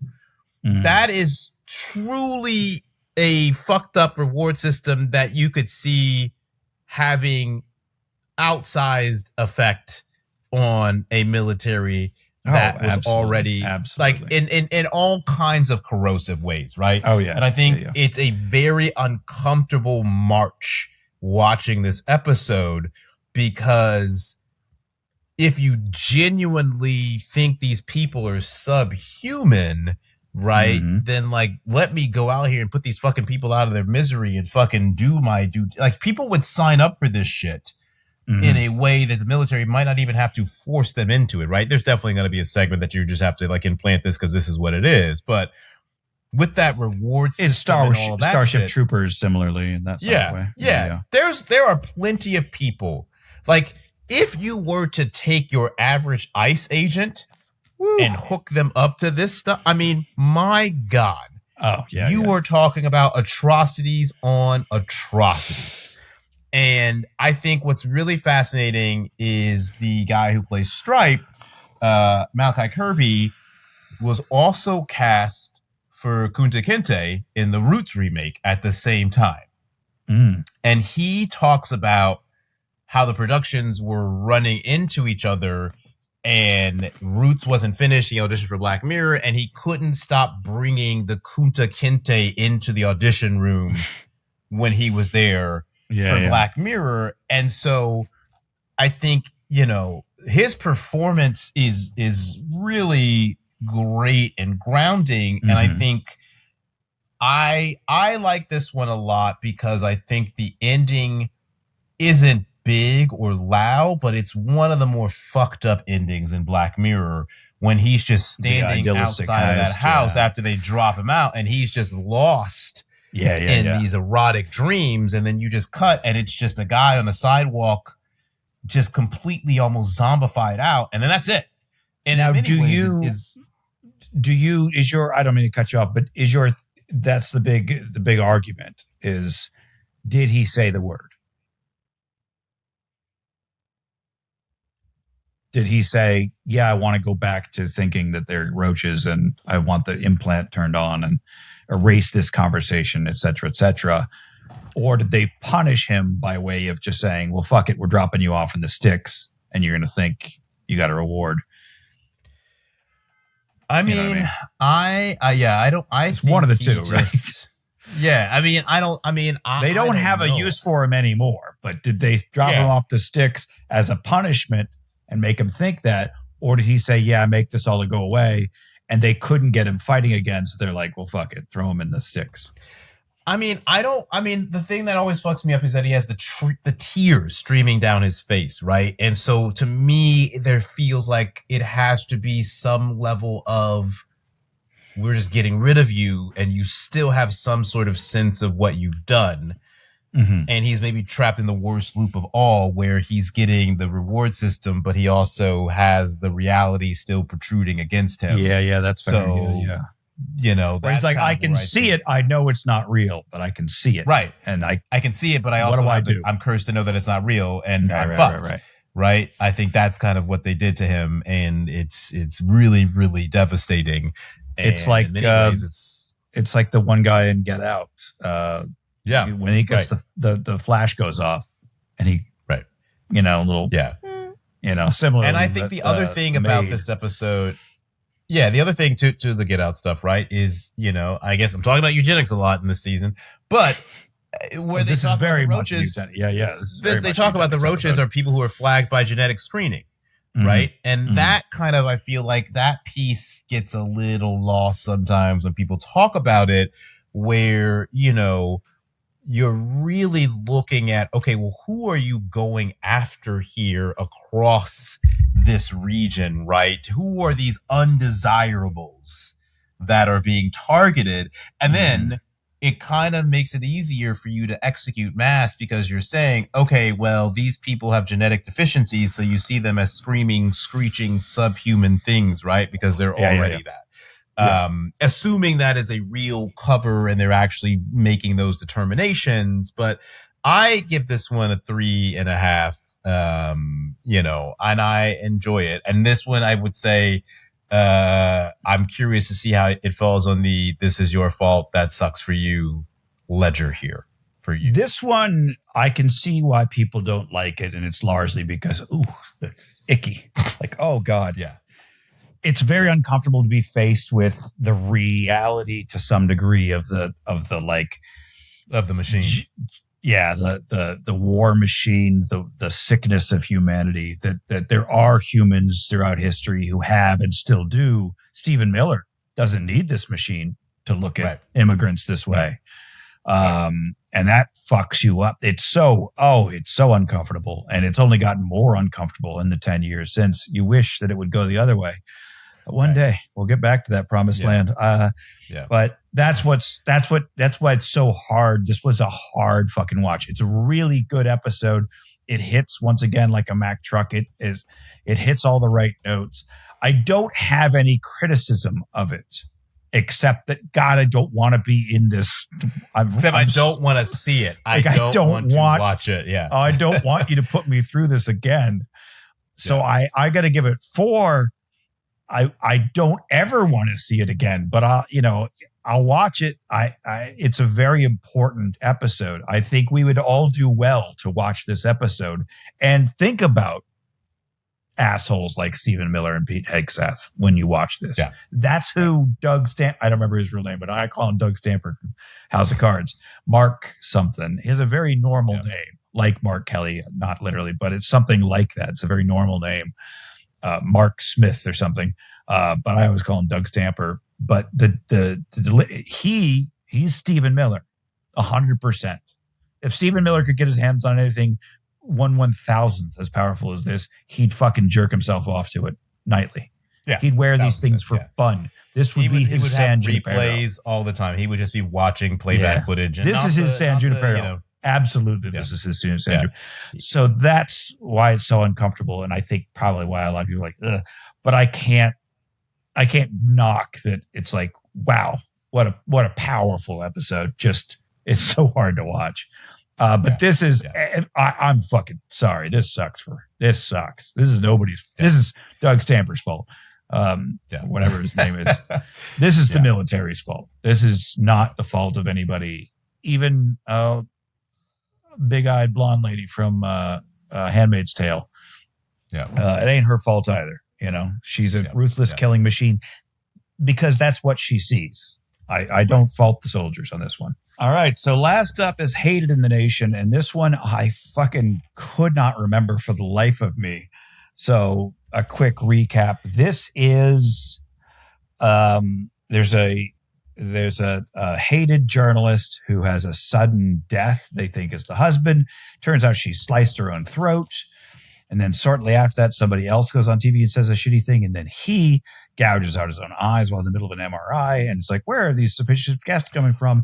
And it gets tied back to little drone insects and who's doing it and how are they doing it. And it all starts with a hashtag on Twitter where somebody says, I want to kill so and so forth. And the drones go out and kill whoever got the most votes for the day.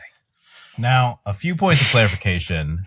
Let's take a step back. The reason that these drone bees exist is because it is to counteract the near extinction of bees. Mm-hmm. And they have developed these robotic bees. Also, the gentleman in the MRI does not gouge his own eyes out. He is dead in the most brutal fashion because the giant magnet rips it out of his face. Oh, right. That makes sense. It is truly... To be fair, I was reheating lunch when that happened. Yes, that's fair. He's stuck in there before they realize that these bees are embedding themselves. They put him in the MRI, and as Wong from Doctor Strange, who makes a cameo here, he's not a cameo. He's one of the, I guess, main characters, but he's one of the first ways to die. And weapons. Giant magnet. Yes, correct. Now I have a lot. Yeah, I've got a lot of thoughts. Also, great performance by Kelly MacDonald here as just a very sort of like sarcastic, cynical cop. Can I take a beat to join in the Kelly MacDonald fan club? Okay, what do we got? She's in an extremely obscure movie from 1999 called Entropy with Stephen Dorff. And Stephen Dorff, I don't know how you feel about him. That movie made me fall in love with him. In the way that I'm not angry at Josh Hartnett post Kansas City Shovel, as I will always call it. Okay, it's a fascinating movie, but it was never released in the U.S. on DVD. I had to buy this on eBay and have it shipped from jolly old England. It's definitely not on Blu-ray. I watched it by copying a Blockbuster videotape, a VHS tape, and then one day my VCR stopped working and I was like, well, surely it's on DVD. No, it isn't. And I searched far and wide and yes, bought it from jolly old England. Kelly MacDonald plays a character in that film. And I still have a crush on her. Watching this episode, I was like, oh, there she is. She was so good in Entropy. It's practically lost media. If you could find a way to watch Entropy, it is a wild ride, and it's worth every second of your time. I think what's interesting about this for me is, again, the premise has a level of visceralness and reality when you go 10 years into the future, and you have actual robotic bees and drones like this being deployed by various entities for these types of purposes, right? They're telling you, hey, it's for pollination and it's for this and it's for that. Mm-hmm. Yeah, well, they still exist. All right. So I think that's where this is one of those where the technology that seems, far fetching and all that stuff. No. Like we have all of this stuff really happening here. Now they're not at scale or whatever, right? But like it's still there. The other thing that I thought about a lot with this was the Havana syndrome stuff that went on a lot starting in 2016, right? I'm not sure if you're aware of this, but you had all of these U.S. diplomats and intelligence officers in Havana start reporting symptoms consistent with head trauma, right? They had vertigo, they had headaches, they had these piercing sounds that would come at night. And so it became this sort of this term to capture this really, anomalous health situation that a lot of people still to this day are very skeptical about. And people were like, well, it could be caused by electromagnetic energy. And it's essentially what we're talking about, right? Somebody in a van across the way could just fuck you up with some sort of device or whatever. And then at the beginning of this year, there were some agents who found a device on the black market, or I think it was at the end of last year or something. It came out this year. And it was like a backpack that's portable, emits radio frequency energy, contains Russian components, and they think that might have been the thing that was causing Havana syndrome, right? And for years, people were like, these guys are making it up. This is bullshit. This is nonsense, right? And so now we actually maybe have this device that exists. I think 60 Minutes did a segment on it that, could potentially be the thing that was causing all of this. So I think that's just background for me and an appreciation for an episode really getting it right in a lot of respects, and sort of being ahead of some of the other stuff that's happening here, because the whole thing's about a lethal capability small enough that you don't even see it, right? Yeah, you can't get away from that. What are you going to do? Get away from it, and the state can't even figure it out. And that is what I think makes me think about Havana syndrome, which is the United States intelligence apparatus, the deep state, had a decade where they were like, we don't know what the fuck is happening to our diplomats in this fucking place. Right. Yeah. And I think it happened in some other places around the world or whatever. Right. And so that I think is always crazy if the technology gets ahead of the state and the state is like, we don't know what the fuck is going on here.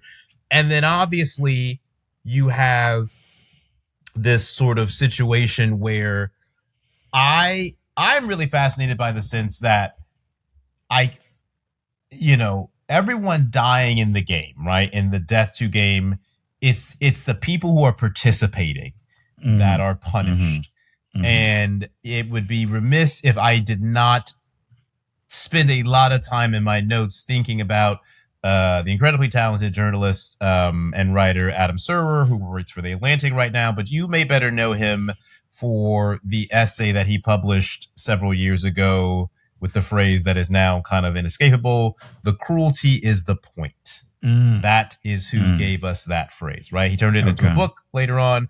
But the echoes of that phrase and essay are kind of throughout this whole thing, right? Is, you're really looking at the people who derive joy from this cruel spectacle and punishment in that sense. And, how do you deliver comeuppance to them in a way that is utterly devastating? That's the thing that kind of throws me. I will say I love early on. I was like, Teddy's got to love this episode, because when Kelly MacDonald is talking to the new upstart, fresh recruit, and she's like, the hate that they're spewing on Twitter, it's like the weather. It ebbs and flows. It's a breeze. But the husband, that's hate in 3D. Yeah. Yes. Yeah. Yeah. That's, she goes, can you tell I've been divorced? Yeah. That's, but like the part where that's hate in 3D. I was like, okay, Teddy's probably, he's like, I'm using that one. Like, that had to resonate. Yeah, that's great. That resonates. Yes. But I'm with her character on that, in that what I'm sure you also have thoughts on this, but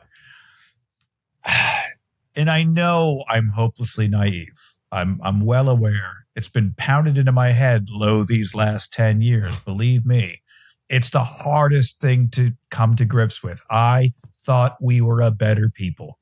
I'm sorry, America. I really did. It's the most depressing thing to realize. We're not a better people. Yeah. But I would think bunch of people making stupid death jokes on Twitter. Sure, we've all done it. Who amongst us? The day I find out that every one of those tweets gets tallied and then they die, I'm real careful about. I mean, I don't know if I'm out. I'm real careful about who I tweet that. I can't say. You could literally just say, "Hey, I'm going to call ICE," right? Right. And that's a wrap for you. And in many respects, that is your version of this hashtag. You can say "death to my neighbor," and they may not be able to claw themselves out of the machine, right? I mean, you're seeing people who are getting picked up and sent to countries that they have no association with, never have seen before, never born, don't have anything from that, right? And they fucking die. There's just the story of the couple that was sent to Guatemala that was found bound in a field, fucking shot and dead with their 14-month-old crying next to them, right?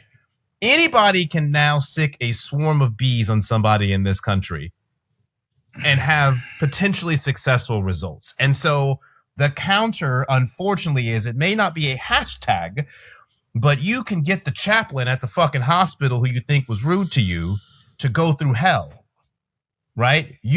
There's all kinds of bee swarms happening across this country right now. And it is an unfortunate reality that many people are choosing to participate because the cruelness is an appeal to them. And thank God that we don't have an actual swarm going across the entire continental United States taking people out, but they do most certainly exist. I have definitely seen a video or three of some fucking slack-jawed yokel. I'll call ICE on your ass kind of thing. Yes. And the delight about alligator Alcatraz and things like that. Yeah. And again, I weep. My soul weeps. Just like, fuck, man. And I will say, I really thought we were better than this. I still hope. Look, you can't give up. Still hope we got discipline. My hope is that we've got a sickness, we've got a cold. We just haven't found the medicine for it yet. I would say this feels like, to me, one of my favorite exchanges of the whole season, where I think it's I'm going to call him Wong, but that's not his character's name or his government name. It's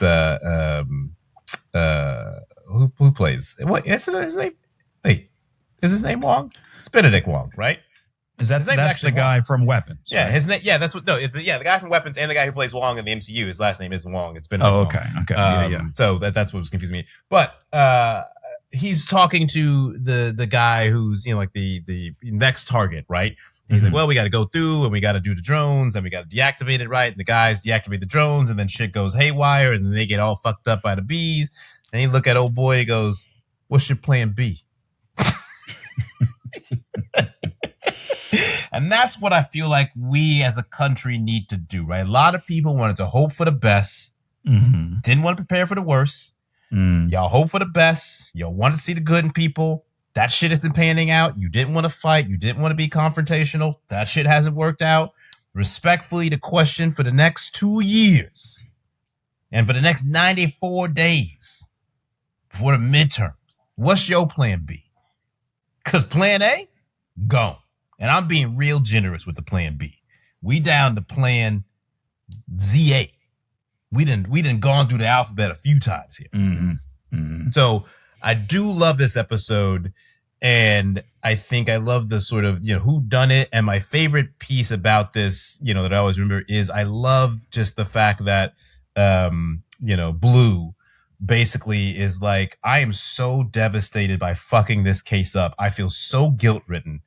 I am literally going to take myself off the grid and track this piece of shit to the ends of the earth. And I will say, one of the times I wish there was a post-credit scene of some kind.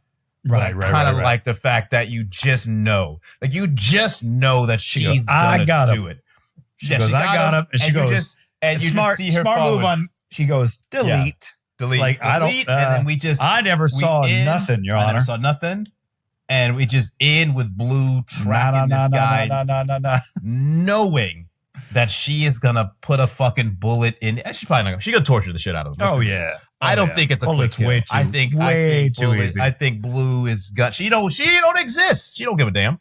Does she go the seduction route? Really get him? No, she chloroforms that boy, and he wake up in the torture chamber. Not hyperbole whatsoever. Yeah. She off the grid. One-way ticket to Eastern Europe where you can kind of get away with that sort of thing. It's a beautiful image to end on, right? I love how we start with Nosedive. We have the happy ending with the comedy in the cell. They yelling, they feeling free, and then in true Black Mirror fashion, it ends with Blue stalking this man for extrajudicial justice. So I give this one.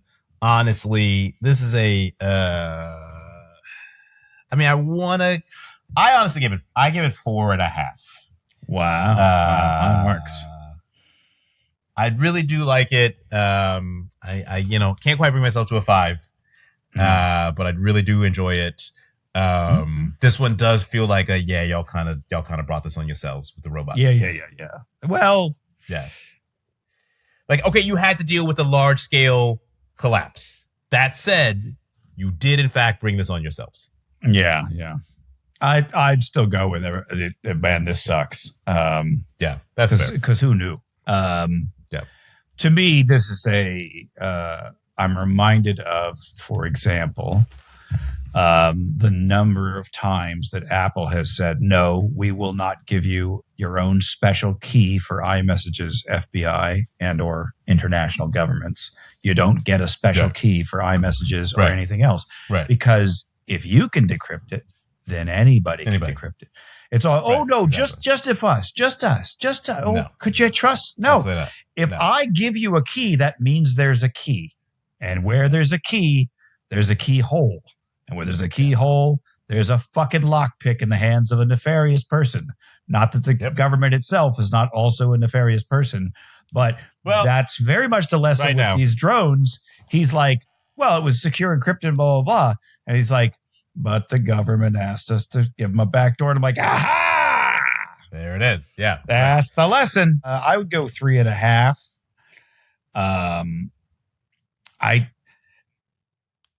The end for me kind of dragged on a bit. I understand Brooker was like, look, somebody's got to pay for this. Let me at least write that in there. But like, it felt a little like, are we done yet? I don't know. Yeah. That's just me. Yeah. I'm glad. Yeah, this dude's going to get some comeuppance. Something's going in his fucking brain. That's for sure. And what a way to introduce America to Black Mirror this season. It's truly that. Yeah, it's truly that, and a heck of a cast as well too across the board, right? A lot of incredible breakout names and really talented folks as well across the season. But yeah, I think a really solid one, and I am excited for Series 4. It's been a while since I've seen that, and there are some really strong ones in there that I'm excited to get into, including obviously USS Callister and Black Museum book ending the season. Yeah. Until next time.